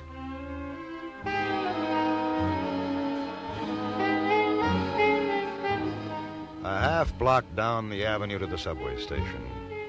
A half block of people rushing toward a hole in the ground. Sleepy people. Belching people. People with toothpicks stuck in their greasy mouths. A half block of grimy stores. A cat stretching in a delicatessen window among the hams and salami. A monstrous woman sitting in front of a second-hand store. The morning sun warming her bulbous bulges, highlighting the single black hair growing from the mole on her chin. The silent store window of the undertaker with its dusty, potted palms. There's where they belong, isn't it, Joe? All of them. You said it. All of them. 6 foot under. The kids, scrawny, skinny. The little girls playing jacks on the front stoops, and the little boys planning the day's devilment. The traffic roaring up with the changing lights, the flatulent trucks, the screeching cabs mixing the dust of 100 yesterdays with today's carbon monoxide. And the blind man at the subway entrance selling the morning papers. What's new this morning, Joe? Nothing. Nothing's new. The same old news. Same old headlines. Another test bomb fired in Nevada. Another sex murder in the Bronx.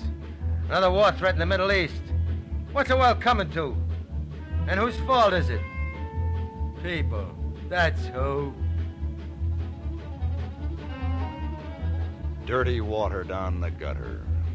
Dirty water spewing into the sewer. Dirty people down the street.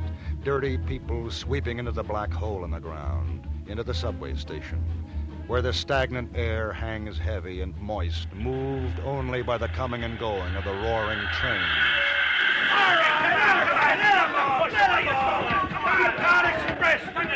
People. No good, lousy people. Hiya, Joe. How you doing? Oh, no. Oh, yes, Joe. Pete Radich, all you need to top off an already ruined morning. Some days you're luckier. Some days you get an earlier train or a later one, but this just isn't your day. Here he is, grinning, wide awake, cheerful. Pete Radich, jerk. Hey, long time no see, pal. Don't seem long enough. Hey, the wife and I was bowling last night. We looked for you. Bowling's for the birds. What's so funny? A bird bowling. Can you picture it? Have to be a pretty big bird, pal. Yeah. Boy, was she hot last night. Who? The wife. Bowled better than a 500 series. Well? Well, what? Ain't you got nothing to say? What do you want? I should give her a medal? Always gives me the willies when the lights flash sharp that way when she goes over a switch. I like it. Then I don't have to look at all these creeps. Not me. I don't feel right until the lights come back on. I like to know there are people around me. Not me. Why? People are no good. Ah, come on, Joe. You don't mean that. You tell me, what's good about them? Well, people are people. That's just what I mean. And there are too many of them. They take up too much room. They smell. They talk all the time. They make you work day in and day out, and they throw you a few bucks for your trouble, and then they take most of that away in taxes. Hey, now, wait a minute. You're mixed up, aren't you, Joe? The government takes the taxes. The government is people, ain't it? Well, not exactly. Government of the people, by the people, and for the people, ain't that what it says? Yeah. But it ain't true. It's the politicians. What's the politicians? They get the graft. Oh, Joey, I don't dig you. You really are mixed up. I ain't mixed up. If I had my way, I'd get rid of the people. All of them? Sure. Joey, you worry me. You know what I think you need? What? You need to get married. Ain't I got troubles enough? You forget all your troubles when you got a nice little ever-loving wife to come home to. Come home where? A cold water flat like you got? Well, of course, we're just starting out housekeeping, but we got our bid in for that new housing project over by the river. Those cracker boxes where the plumbing don't work. And the walls are made of tissue paper and cracked plaster. I know all about them. They're not bad, Joey. How you gonna pay the rent if your wife don't work too, huh? Well, when you're married, Joe, you're building towards something. How can you build anything in the city? They're always tearing it down. Tearing you down. Tearing at you with noise and dirt all your life until they finally tear you down all the way and stick you 6 foot under. For a little while. Until they dig up the graveyard so more people can have a new housing project. There's only one way to lick it. Oh, so you figured out a way to lick it, Sure, huh? like in this picture I saw. There's this fella, see? And he's shipwrecked on a desert island. Oh, you mean Robinson Crusoe? Yeah, that's the guy. Boy, he had it made, all alone. Nobody to bother him. Plenty to eat, plenty to drink, and no people. Until he found his man Friday. Yeah, that's the part of the picture I didn't like. And me, I'd go nuts on a desert island. Not me. There's nobody to talk to. What's more important, nobody to talk to you. Man, that would be paradise. There goes them lights again. That's more like it, huh, Joe? You can't see the people in the blackness. You can't see Pete's silly, cheerful face anymore, or any of the others. Wonderful, isn't it? Now, take a deep breath, Joe. We're coming to your station. The lights are coming on. Empty. Where is everybody? The car's empty. There's no one. No one at all. Oh, man. The car still stinks of people, Joe. The door's open. Get off while you can. Hey! Hey! Wait a minute! Hey! Take it easy, Joe. You wanted a desert island. You've got it. Just take the nearest exit.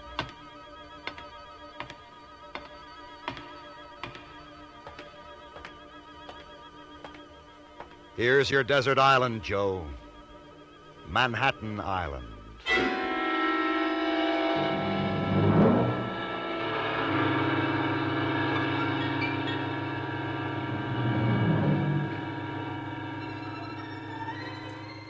The listener will understand. It is tiring for this omniscience to remain always within the confining walls of a human mind. The listener will then forgive this omniscience the luxury of emerging now into a wider, deeper, more omniscient and omnipotent dimension. In short, to cease being a protagonist and assume the role of a true narrator. The listener is asked to imagine Joe now, a tiny figure alone, a speck in the bottom of a skyscraper canyon somewhere south of 14th Street, somewhere west of the east and east of the North Rivers. A silent speck on a silent island. A motionless speck where nothing moves. A lonely speck in the middle of an empty avenue intersected by an abandoned street. A human being without people.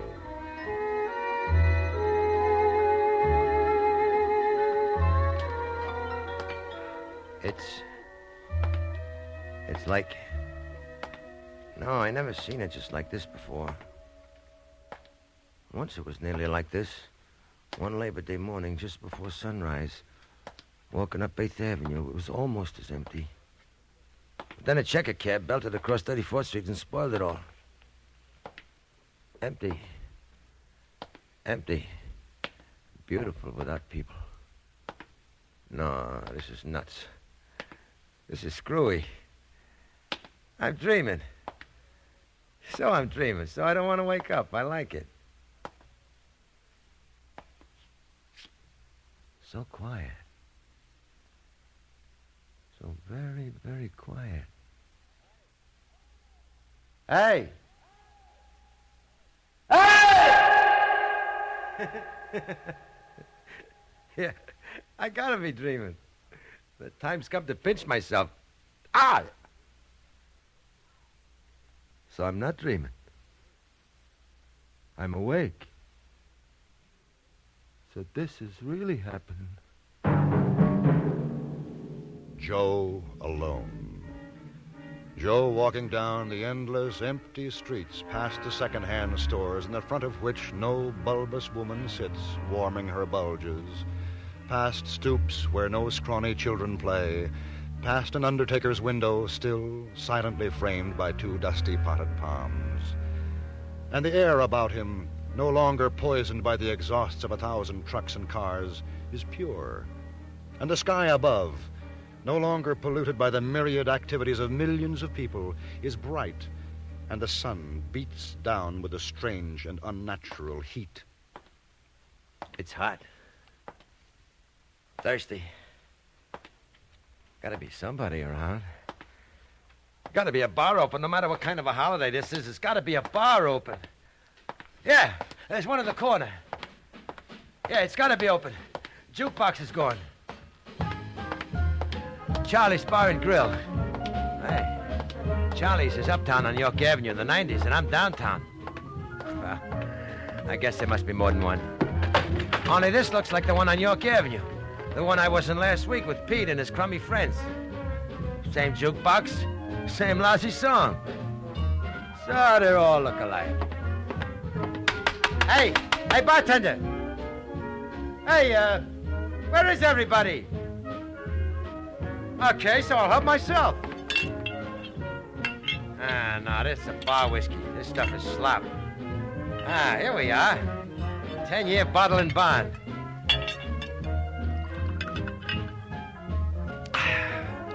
Wow. That calls for another one.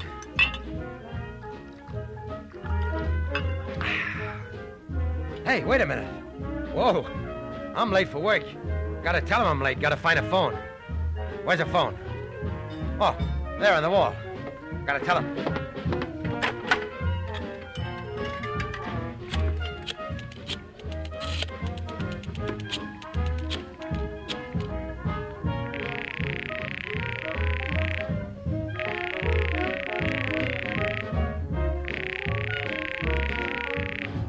They don't answer.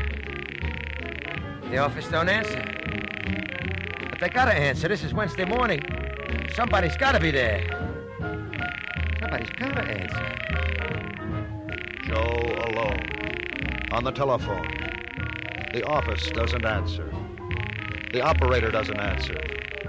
Information doesn't answer. The police don't answer. Ring. Ring. Ring. No one answers. They gotta answer. Somebody's gotta answer. Shut up, you technicolor squawk box. I'll change your tune. Let's see. Yeah. G16, love me tender. Yeah.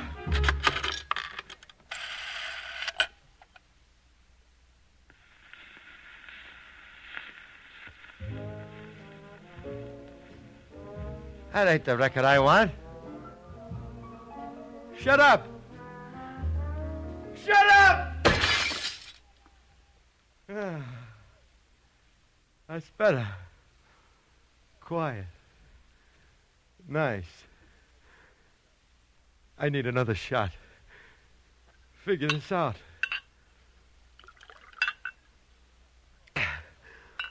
Oh, that TV over the bar. They ought to have a news bulletin about what's going on. Let's see. Channel 2's the best bet. Hey, but where's the picture? No picture. Just that same lousy song. What you trying to pull? Huh? Where's everybody? Where's everybody?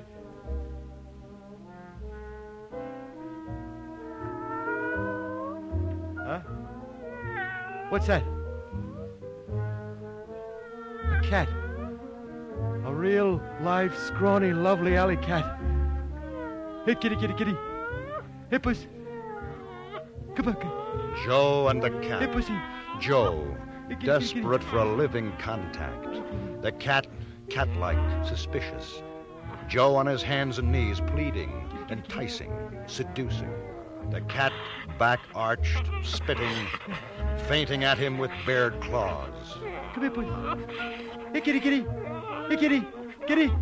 Joe, desperate for a touch of something living, lunging, missing, lunging, and at last connecting, holding the cat tightly in his shaking hands, holding the cat too tightly. No. No. No. I just wanted to pet you. I just wanted to hold you, touch you. I just wanted to hold you. No, no, no. Don't be dead. Don't be dead. Joe alone again. The cat lying on the bar in a funny pile, like a dirty old undershirt that missed the clothes hamper. Joe, Running now, out from Charlie's Bar and Grill, out into the empty street. Joe running wildly, searching, madly seeking something alive. Running down to the corner to another bar, its doors invitingly open for business. And across the plate glass window, the same sign, Charlie's Bar and Grill. And from the jukebox, the same song. And crumpled on the bar, the same still form of the cat. Oh, no. Joe running down one street, up another, and at every corner another Charlie's Bar and Grill, with its jukebox blaring and its bar bearing the same still form of the cat, whom Joe couldn't give anything but love. Joe running, running, running up and down and back and forth across his desert island. Joe alone, running. Joe alone, screaming. Where is everybody? Where is everybody? Joe alone.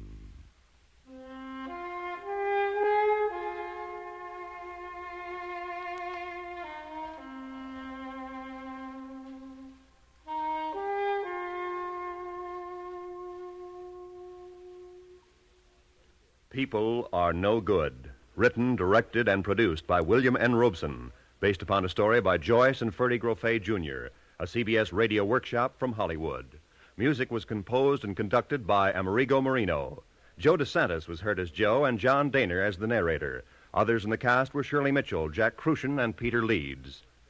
Next week, the workshop will present from New York, Time Found Again. This is the CBS Radio Network.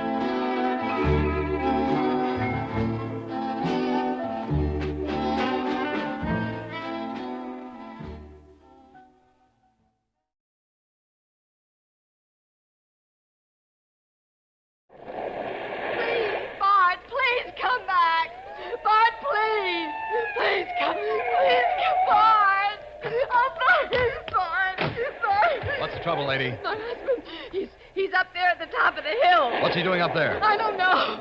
Oh, officer, he's ill. Sergeant, what's on the other side of that incline? About 150-foot drop-off to rocks in the ocean, Oh, Sheriff. please, help me. Please bring him down. Okay, lady, you wait here. We'll go after him. The CBS Radio Workshop, the theater of the mind, dedicated to man's imagination. Today, let that imagination encompass love and a search for love that goes beyond the time barriers. We present a story by one of our more gifted writers, Mildred Cram, titled Time Found Again, and dramatized for the CBS Radio Workshop by David E. Durston, starring Jan Miner, Dwight Wiest, and Ted Osborne.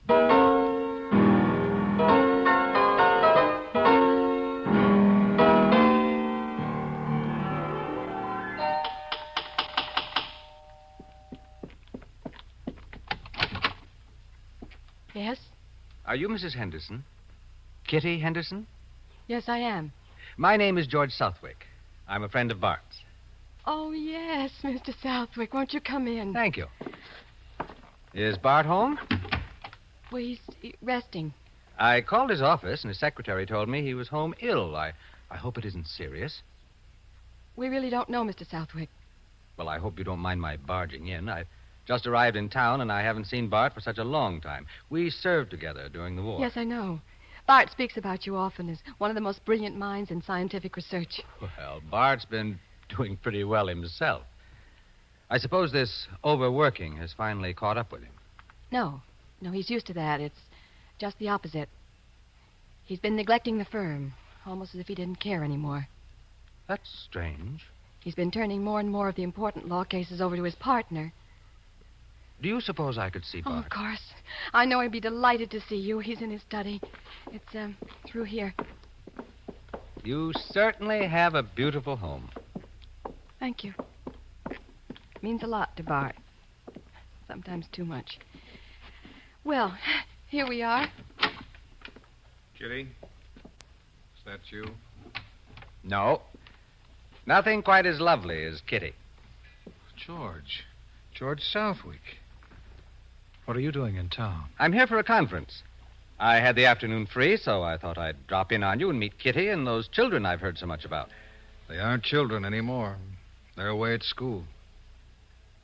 George, I'm so glad to see you. No, don't get up. I'll sit right here. No, let me just turn on more light so I can see you better. George, I can't tell you how much I wanted to talk to you. I almost called you last week. Well, here I am.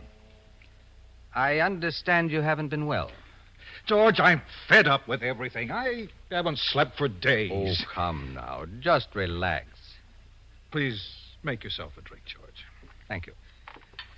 What a magnificent place you have here, Bart. This study is my favorite room. You've done very well for yourself. That's debatable. What are you talking about? The deep roots you've taken hold of. I'm not very conscious of places. I'm restless. I don't take roots. It's hard on my wife, but, well, we understand each other. But when I saw this beautiful home, lovely paintings, rows of fine books, and albums of music, I envy you, Bart. I wish I could achieve what you have. Do you? Oh, very handsome piano you have over there. Who's the pianist in the family? I'm afraid I am. I'm very fond of music. I find it relaxing. May I? Please do.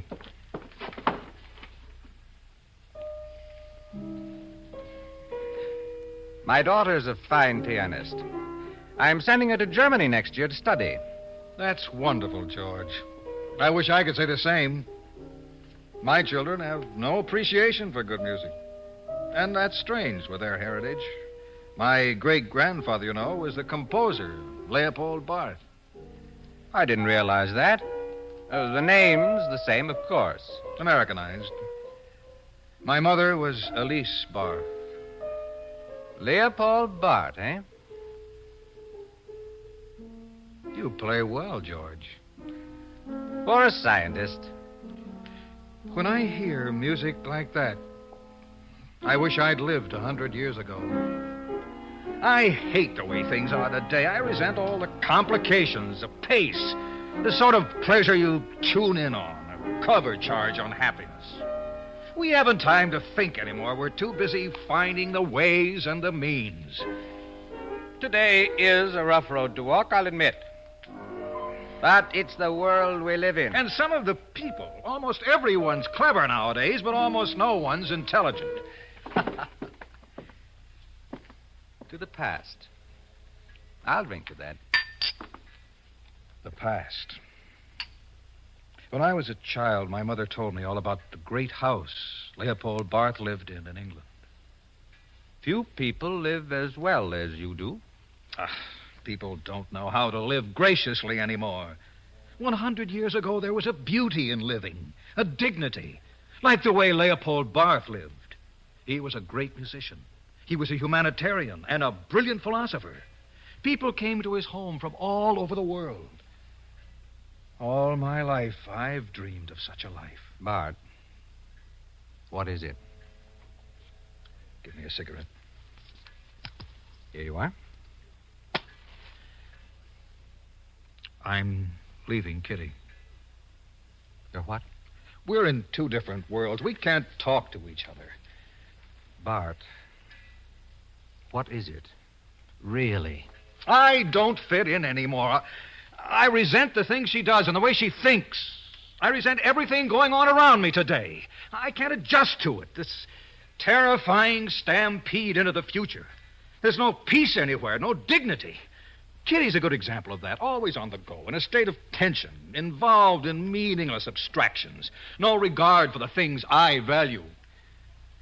My family doesn't need me. Is there another woman? Yes. Does Kitty know the woman? No, I haven't told her, and I'd rather not discuss that part of it. Oh, I'm sorry, Bart. I didn't mean to pry. I just wanted to help. George, you can help me. How? By giving me your opinion. Do you think it's possible for a person to go back in time? Well, you know there is a theory that nothing is lost, nothing is destroyed. Then you do believe it's possible? Anything is possible, Bart. To a degree. Science has proved that.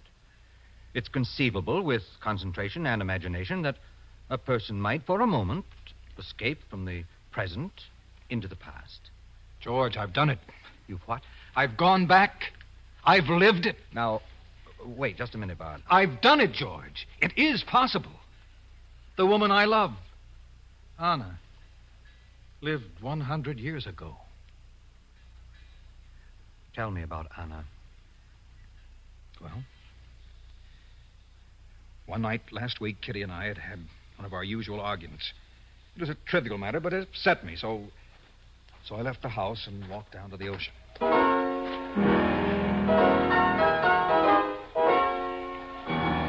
I don't know how long I stood there. Then a strange thing happened. I found a road that ran along the edge of the cliff. A road I'd never seen before. I couldn't resist the impulse to find out where that road would lead me. I walked almost a mile, maybe less. And then, the unmistakable thud of horses' hoofs and the turning of wheels over the gravel road. Horses and a carriage up here. Just ahead of me, there was a sharp turn in the road. And a carriage came into view. A carriage driven by a coachman in livery and drawn by two magnificent black horses. Young man. Are you speaking to me? Yes. Could you tell me where Leopold Barth lives? Well, do you hear me, young man? I did. But I'm sorry, I don't know where Mr. Leopold Barth lives. I'd like to know myself because he's my great-grandfather. Oh, you must be mistaken. Someday he will be someone's great-grandfather. Have you lost your way? It appears I have. You should not be on this road alone. Come with me, and together we might find a house. My name is Anna.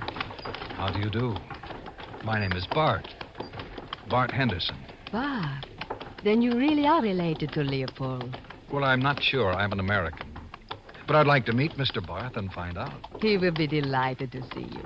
He has the greatest admiration for the American people. Now, we must keep a sharp lookout for Leopold's house. There are 2 stone owls on either side of the main gate. I am Viennese. But my aunt, who lives in Folkestone, is English. I am staying with her while I'm studying music with Leopold. And you? So I will know when I introduce you to Leopold. I'm walking through the country. Ah, an artist, perhaps. No, I'm a lawyer. A lawyer, and so young. I should have thought you a poet, or a singer at least. Ah, look, just ahead, the stone owls. We are here. If you'll ask your driver to pull up, I'll get out here. But I thought you wanted to. Oh, I'm meet. a stranger. I might not be welcome. But everybody is welcome at Leopold's house. Artists from all over the world come to visit him. Franz Liszt is here now. Franz Liszt? He may play for us. You wouldn't want to miss that. No, I wouldn't. Then please come with me. Leopold would never forgive me if I did not bring you in, an American traveler. You see? The door is always open. Everybody is welcome. There seems to be a great many people here. The house is always filled with music lovers. And who's that playing over there near the window? That is Franz Liszt. Come. I will introduce you. No, please. Ah, Anna, my Loveliest pupil.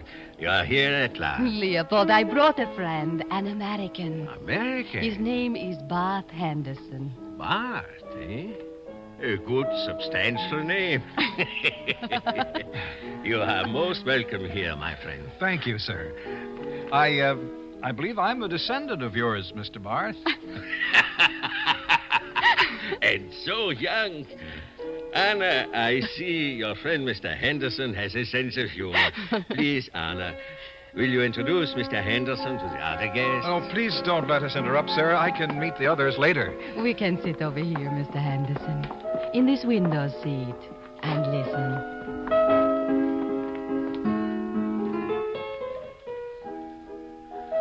I never dreamed that I'd have this opportunity to hear the great Franz Liszt himself play. You must promise me that you will stay and meet him afterwards. I will stay.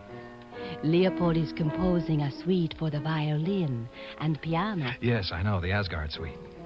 Uh-huh. How did you know? He hasn't given it a name.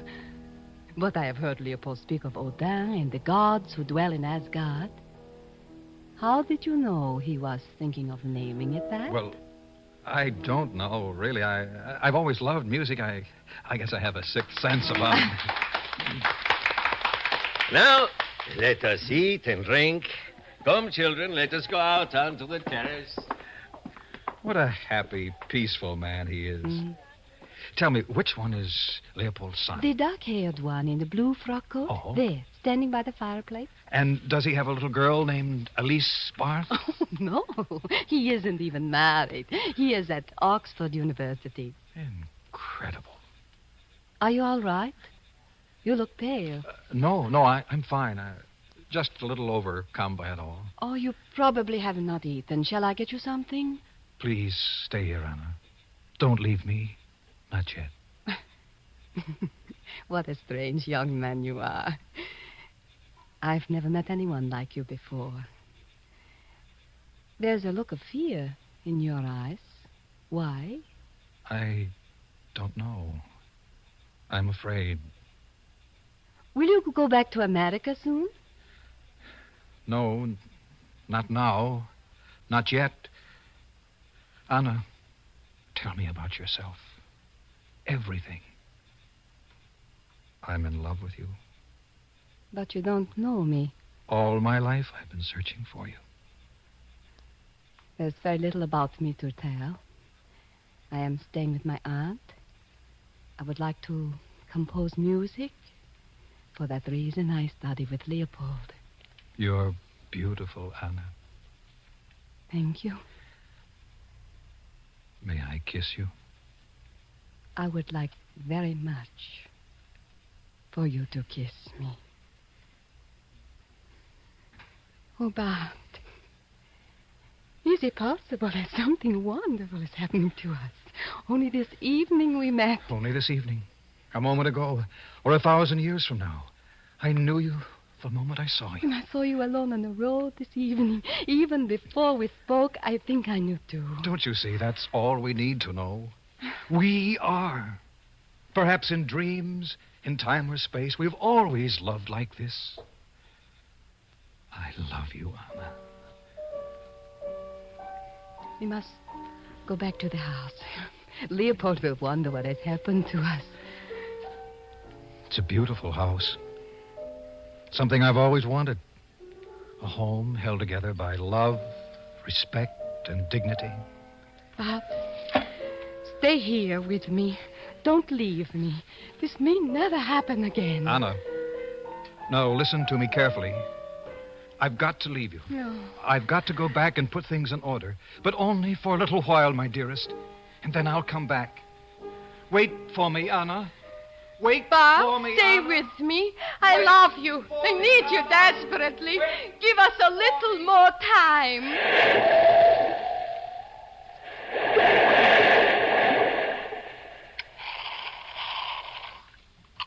Well, that's what happened.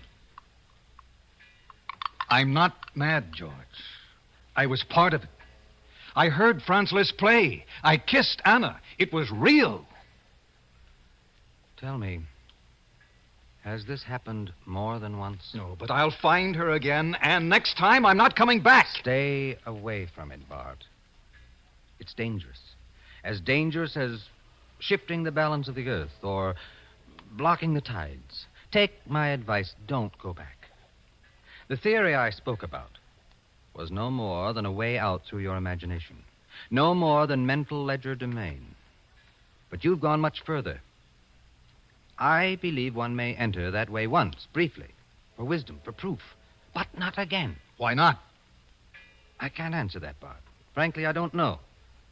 In time, perhaps science will solve the mystery of birth, the enigma of death. But not yet, Bart. I don't believe that this small span of life is all that God intended for us to have. That is not for you to decide. That is God's decision. I am going back to Anna. The woman or the dream? Both. I'm through with now this. Stop and think. You're in love with a life beyond which you have progressed, even if it were possible. And mind you, I'm not saying that it isn't. Another experience would plunge you into despair and eventually into oblivion. Don't tamper with the unknown. Don't leave Kitty and the children. They left my life a long time ago. Did you ever stop to think that you may be to blame? After all, we are living in the present, and you have been running away from it, trying to escape reality. I've lost faith in now. I haven't lost faith in now. Neither have you, Bart. There's work to be done. It's an exciting time. Difficult, of course, but with a potential. Who knows? Any day we may happen upon the answer to the riddle, the ultimate revelation. I'd hate to miss that. Think about it.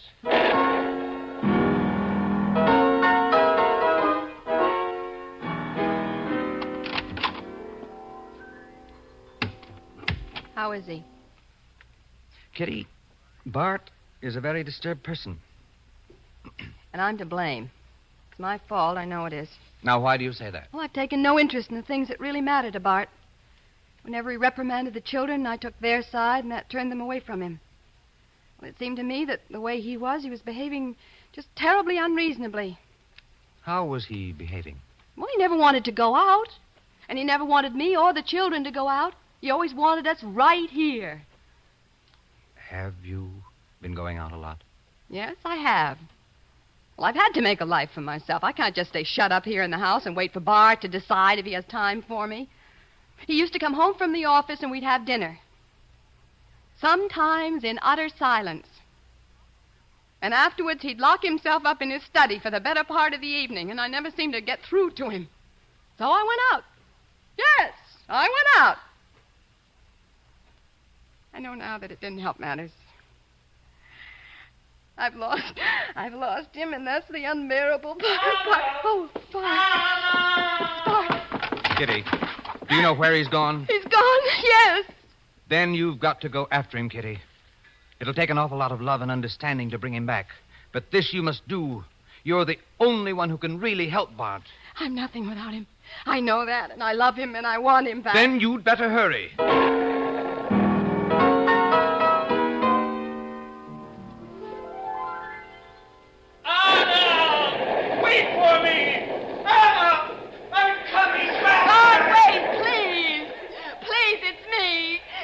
Kitty. But I know I've made you unhappy, but you shut me out. And little by little I realized that you didn't love me, and I reached out and I grabbed for something else. Anything that would just fill up the vacancy I felt in my heart. But it was no good. Everything I did was empty and vain without you. It just meant nothing. It's too late, Kitty. Bart, darling, don't do this. You can't. Now, you're not a coward. You can't leave us. You belong here with me and the children. Darling, don't you see that we're your life? If you love someone else, we'll make you forget. Now, we'll make you happy. Let me go, Kitty. No. Young man, could you tell me where Leopold Bart lives? Bart, please, listen to me. Stay with me. Now, I love you, Bart. I need you desperately. Now, just give us a little more time. Just a little more time. You hear me, darling? You'll never forget us. Wherever you go, you'll be wanting us. Now, we need you so. Bart. I'm sorry. I don't know where Leopold Bart lives. Anna! Anna! Anna! Yes, dear. I'm here. And I love you desperately. Just give us a little more time. What? Kitty. Yes, darling. Kitty, it was you. You are Anna. I'm whatever you want me to be, Bart. I love you and I need you. And we're a family. And we'll work these things out together.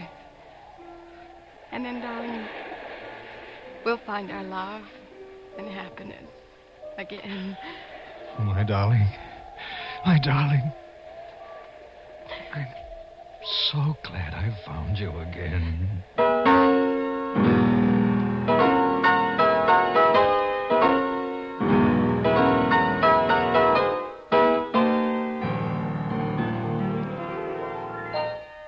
You've been listening to the CBS Radio Workshop on the CBS Radio Network.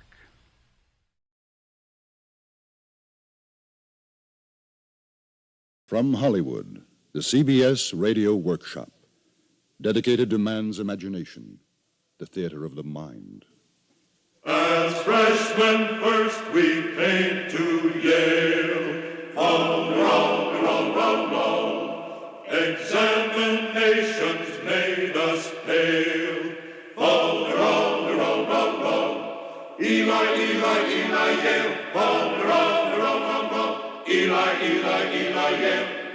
Roll. On college campuses across the nation, from Bowdoin in Maine to Occidental in California, this Indian summer afternoon, the freshman class is anxiously settling down to the first of its bright college years. For them, we have a story. It is a tender legend of the Yale of yesteryear, young man Axelbrod, written by Sinclair Lewis, Yale class of 1907, and dramatized for the workshop and directed by William N. Robeson, class of 1928, narrated by John Heusrath, class of 1926, and most particularly dedicated to the Yale class of 1961. Young man Axelbrod. Here's to good old Yale, drink it down, drink it down. Here's to good old Yale, drink it down, drink it down. Here's to good old Yale, she's so hardy and so hale. Drink it down, drink it down, drink it down, down, down. It was a September afternoon in one of the years between the two world wars. The great elms of the old campus wore the last of summer's greenery.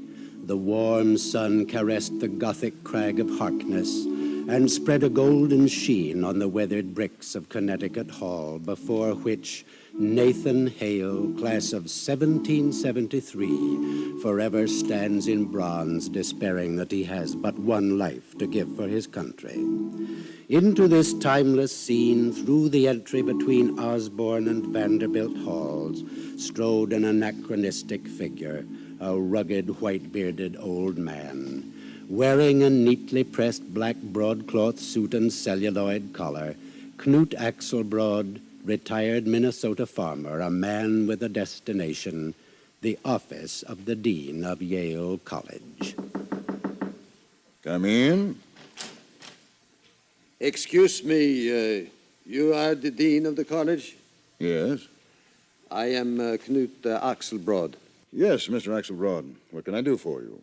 I am here about entering college. I see. And where is the young man? The young man? Yes. Your son, or perhaps your grandson? Oh, no, sir. It's me. It is I. You? Well, I must say this is rather irregular. No, sir. Everything is regular. I pass all the examinations. It wasn't easy, but I pass. Yes. Yes. So I see. Yes, here's your name, Knut Axelbrod. Yeah, that's me. Yes. Everything seems to be in order.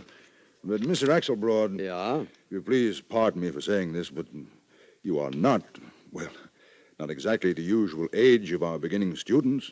Oh, yeah, I know, but, What?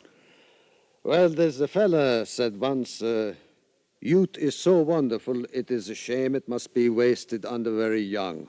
But... And I feel still young. Oh, yes, I'm sure you do. But I'm still curious. About what, Dean? Why Yale? Why did you want to come to Yale?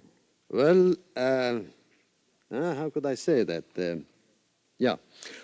All my life I work hard. I farm my land, I raise my family, I get up with the sun, I go to bed with the sun, and always I say, that is not enough. Always I say, Knut, you are a dummy. I say, what good is a man without education? And then when my last son is grown man, I quit. I give him the farm and I say, Knut, now you can get education. So I read. All day long I read, sometimes half the night. I read almost all the books in the public library back home in Uralaman. Then one day I read a book about Yale. And I say, by golly, I got to go there and learn some more. What book did you read? Stover at Yale. Yes. But, Mr. Axelbrod, you understand that Yale has changed a lot since that book was written. Oh, Yale is Yale. I believe that. Oh, so do I, sir. But Yale is for, well, what I mean to say is that, What you mean to say is maybe Yale is for the learning of beauty? Yes. Yes, I suppose that is what I meant to say.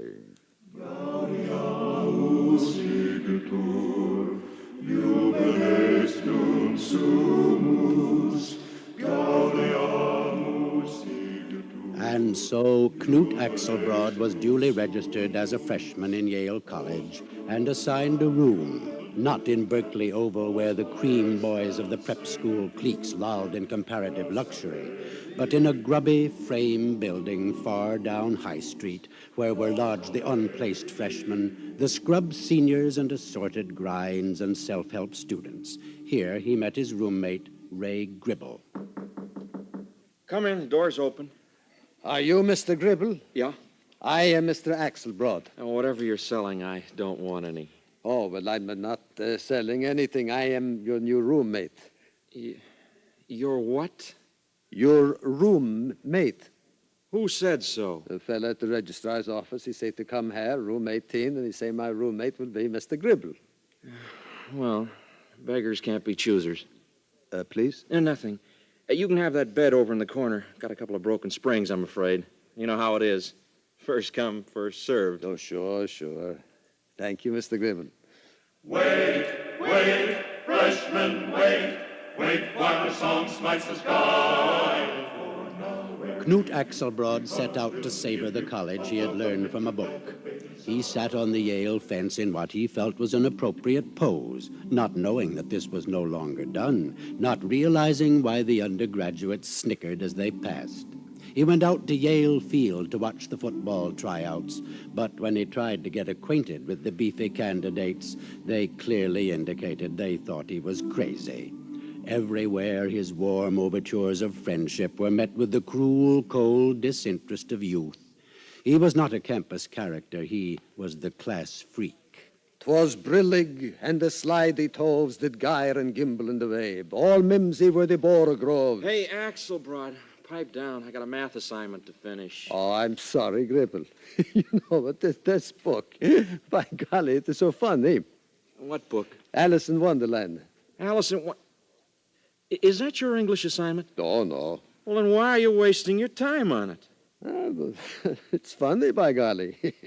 Well, I don't understand you, Axelbrod. I just don't understand you. Why? I'm a simple fella. Well, it strikes me a man of your years ought to be thinking about saving his soul instead of reading children's books. Oh, I don't think Alice in Wonderland is very much for children. It says some pretty deep things in a funny way. Rubbish. And my soul's in pretty good hands. I go to chapel every morning. It's compulsory.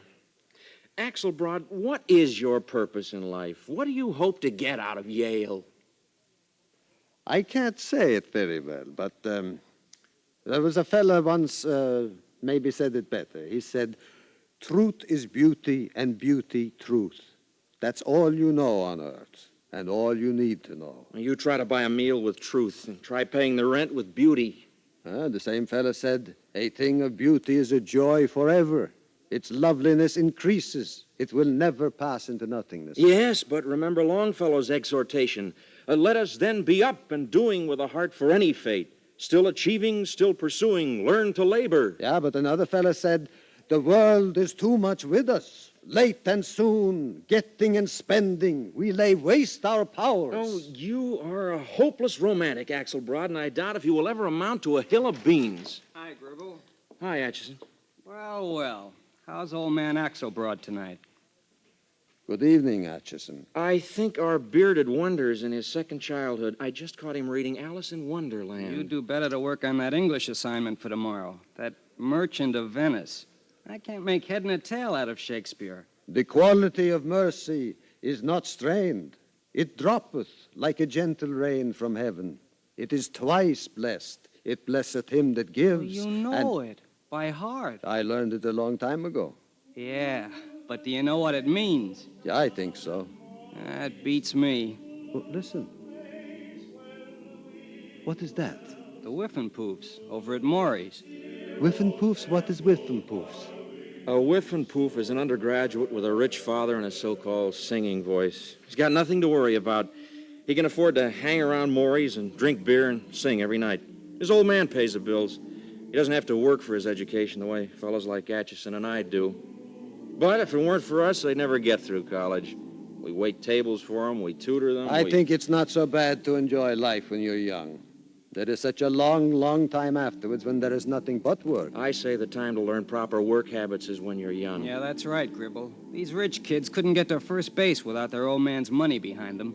Take Washburn, for instance. No, don't talk to me about Washburn. Oh, what's the matter with Washburn? Is he a Whiffenpoof? Not even that. He doesn't do anything. He's a disgrace to the class. He doesn't go out for anything. Yeah, he claims he's a poet, but he doesn't even heal the lid. He's a bloody snob. But he seems like a nice young fella. How would you know? You ever talk to him? No, but I seen him in class. When? He cuts most of them. Well, that's one consolation. He'll probably flunk out at midterm. No, not him. He gets on the dean's list, his old man will throw the university another $1 million endowment. That's the way these bright boys get through. You know what you fellas sound like? What?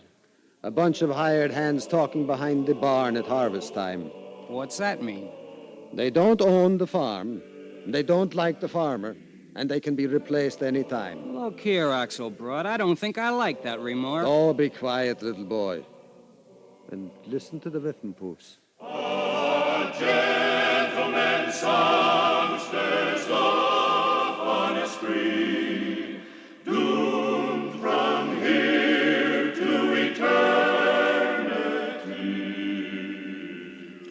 Earth is earth wherever one walks upon it, be it Camelot or Minnesota or on the Yale campus, possibly even in the Harvard yard. The buildings ceased to be temples to Knut Axelbrod. They became structures of brick and stone, many of them beautiful, some of them excessively ugly. The young men ceased to be young gods, but individuals, many of them pleasant hedonists, some of them excessively rude.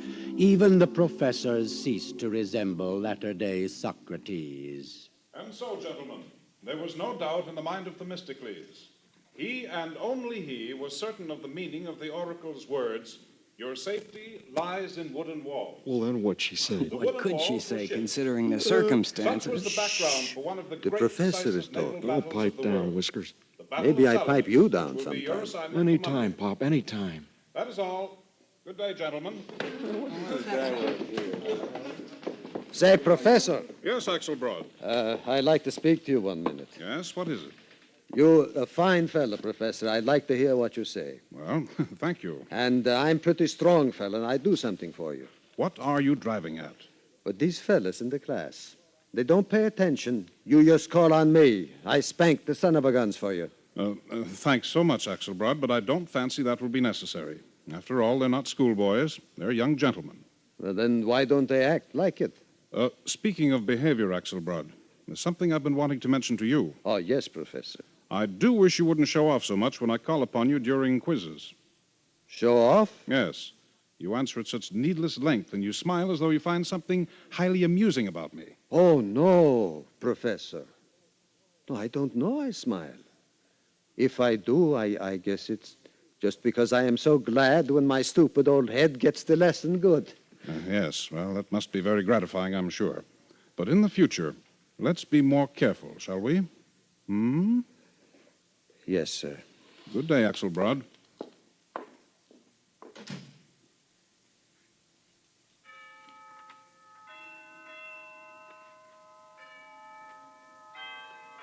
Down from the Harkness Tower floated the chimes of noon, unheeded by the busy undergraduates piling out of classes, crisscrossing the campus as they dashed for eating clubs and fraternity houses, but not unheeded by the old man with bowed head and no place to go and no one to go with. Going home, the chimes sang to Knut Axelbrod, going home. And before his misty eyes the flaring red and orange of the autumn trees and the yellowing ivy-covered walls seemed to give way to the rolling gray stubble of his Minnesota farm. He had to get away from the campus, from the students. He had to get away by himself somewhere, anywhere where he would not be reminded how alone he was. He walked slowly out Whitney Avenue toward the butte-like hill of East Rock. And there, sitting atop the rock, at last he found a friend. That's quite a view, isn't it, Axelbrod? Hmm? Oh, I'm sorry I startled you. Oh, no, that's all right. You're Washburn, aren't you? That's right. I don't think we ever met officially, but I know who you were, of course. Yeah, I guess everybody knows who I am. Mind if I share the bench with you? No, go ahead. Yeah. You cutting classes, too? Yeah. Today, I cut classes. You know, Axelbrod, I'm glad to have run into you. You are? Why? Well, I've been thinking quite a lot about you lately, and it seems to me we have a lot in common. You and me? Mm-hmm. We're the class scoundrels, you know. We came here to dream. Yeah, these busy little goats like Atchison and Giblets, or whatever your roommate's name is, think we're fools not to buck for grades. Yeah, I guess you're right. They are so serious about everything. Grades, the football team, burning their way. They never laugh. Sometimes I think they are older than me. Exactly. Hey, that is a pretty book you have there. Oh, this? The poems of Alfred de Musset. You like to look at it? Yeah. I never see such a book. Leather is so soft. Printing is in gold. It's a foreign book. I can't read that. But, that is the kind of book I always wanted to hold in my hands. Would you like to hear a little of it? Yeah, please. Ce livre est toute ma jeunesse. Je l'ai fait sans presque y songer. Il y paraît, je le confesse, et j'aurais pu le corriger. Golly, that is pretty. Well, it means... No, I don't care what it means. It is like music. Like music I never heard before. Music? Well, say, that reminds me. Schoenstein is playing Lalo tonight. Oh, I thought the game was tomorrow. Oh, no. Schoenstein is a violinist. Lalo is a composer. I've got a couple of tickets now. Maybe you'd like to go with me. Oh, sure. I like to hear a fella play fiddle. We got the fella back home, Uli Hansen. He can play Turkey in the Straw faster than anyone in Cottonwood County. Oh, Schoenstein isn't exactly that kind of fiddler, but I think you might enjoy him. Sure I will, by golly.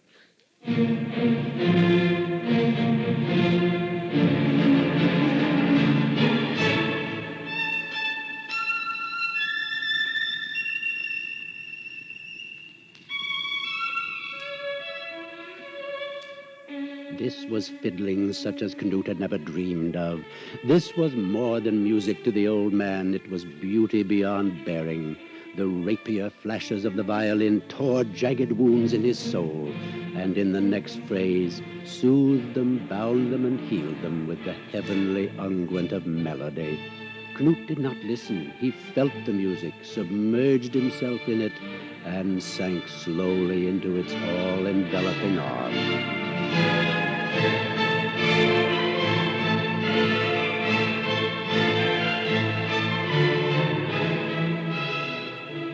Long after the last note died away, the music played on in Knut's memory as he sat in the room of his new friend having a midnight snack.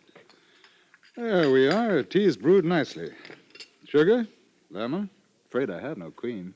Just tea, please. Right. Do try some of this pâté de foie gras. What's that? You try it. You'll like it. Thank you. What do you call it? Pâté de foie gras. That tastes like the liver sausage we got back home. Well, yes, I suppose it does. Well, that's what it is, really. It's goose liver. Oh, well, then why don't they call it goose liver? Well, you see, that's the French name. Aha. You been to France? Oh, yes.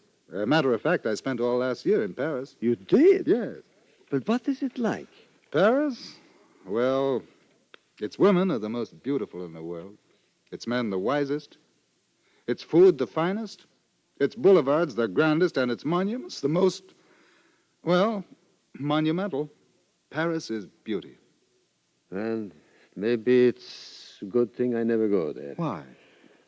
Well, that's the way I thought about Yale before I come here. Well, yes, I guess beauty is in the eye of the beholder. Yeah. Maybe you see different things when you are an old man. Oh, come on now. Now, you're not an old man. That's what they call me. Old man Axelbrod. Well, nonsense to me. You're a young man, Axelbrod. I am. Why, certainly. People like you and I don't go old. The talk went on and on. Good talk of books and philosophy and beauty. The talk Knut Axelbrod had thirsted for all his life. But at last the fire had burned to ashes, the candles were guttering, and the window was a gray rectangle of twilit dawn. Look, by golly, it's daylight.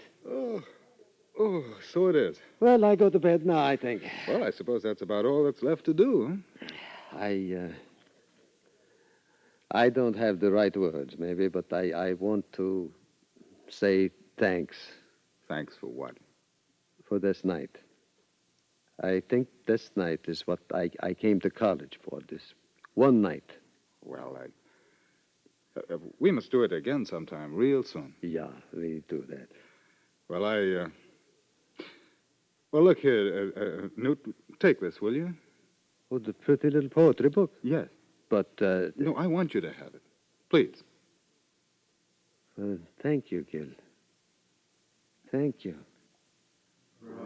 College is with pleasure bright, the shortest, gladdest years of life. But life cannot be only good talk before a crackling fire. Dawn comes cold, dawn comes gray, dawn brings reality. As Knut Axelbrod walked across the morning empty campus, he knew what he must do. Age and youth, they just don't mix. This beautiful place belongs to the young men, not to me. And that boy, if I saw him again, it would not be the same. I tell him all I got to say tonight. Next time I wouldn't be young man Axelbrod. I'd just be an old bore. I live 65 years for tonight. It was worth it. The saddest tale we have to tell. All the roll, is when we bid old Yale farewell. All the roll. That afternoon, in the day coach of a westbound train, an old man sat smiling, a look of great content in his eyes, and in his hands a small book in French, though the curious fact is that this old man couldn't read one single word of French. Eli, Eli, Eli, Yale, on the roll. Eli, Eli, Eli, Yale, on the roll.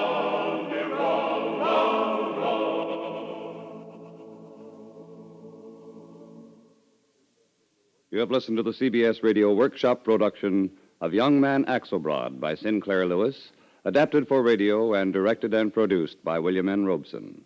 John Hoyt was the narrator. Carl Swenson played Young Man Axelbrod, and others in the cast included John Daner, Dick Crenna, Jackie Kelk, Ben Wright, and Frank McDonald. The chorus was under the direction of Amerigo Marino.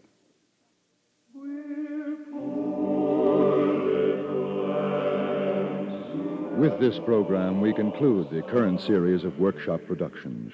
We wish to thank the many, many loyal listeners whose constructive and intelligent letters have encouraged, inspired, and directed our efforts in presenting plays in the theater of your mind.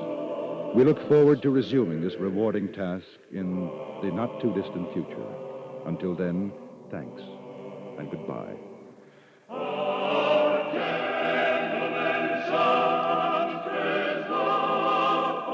This is the CBS Radio Network.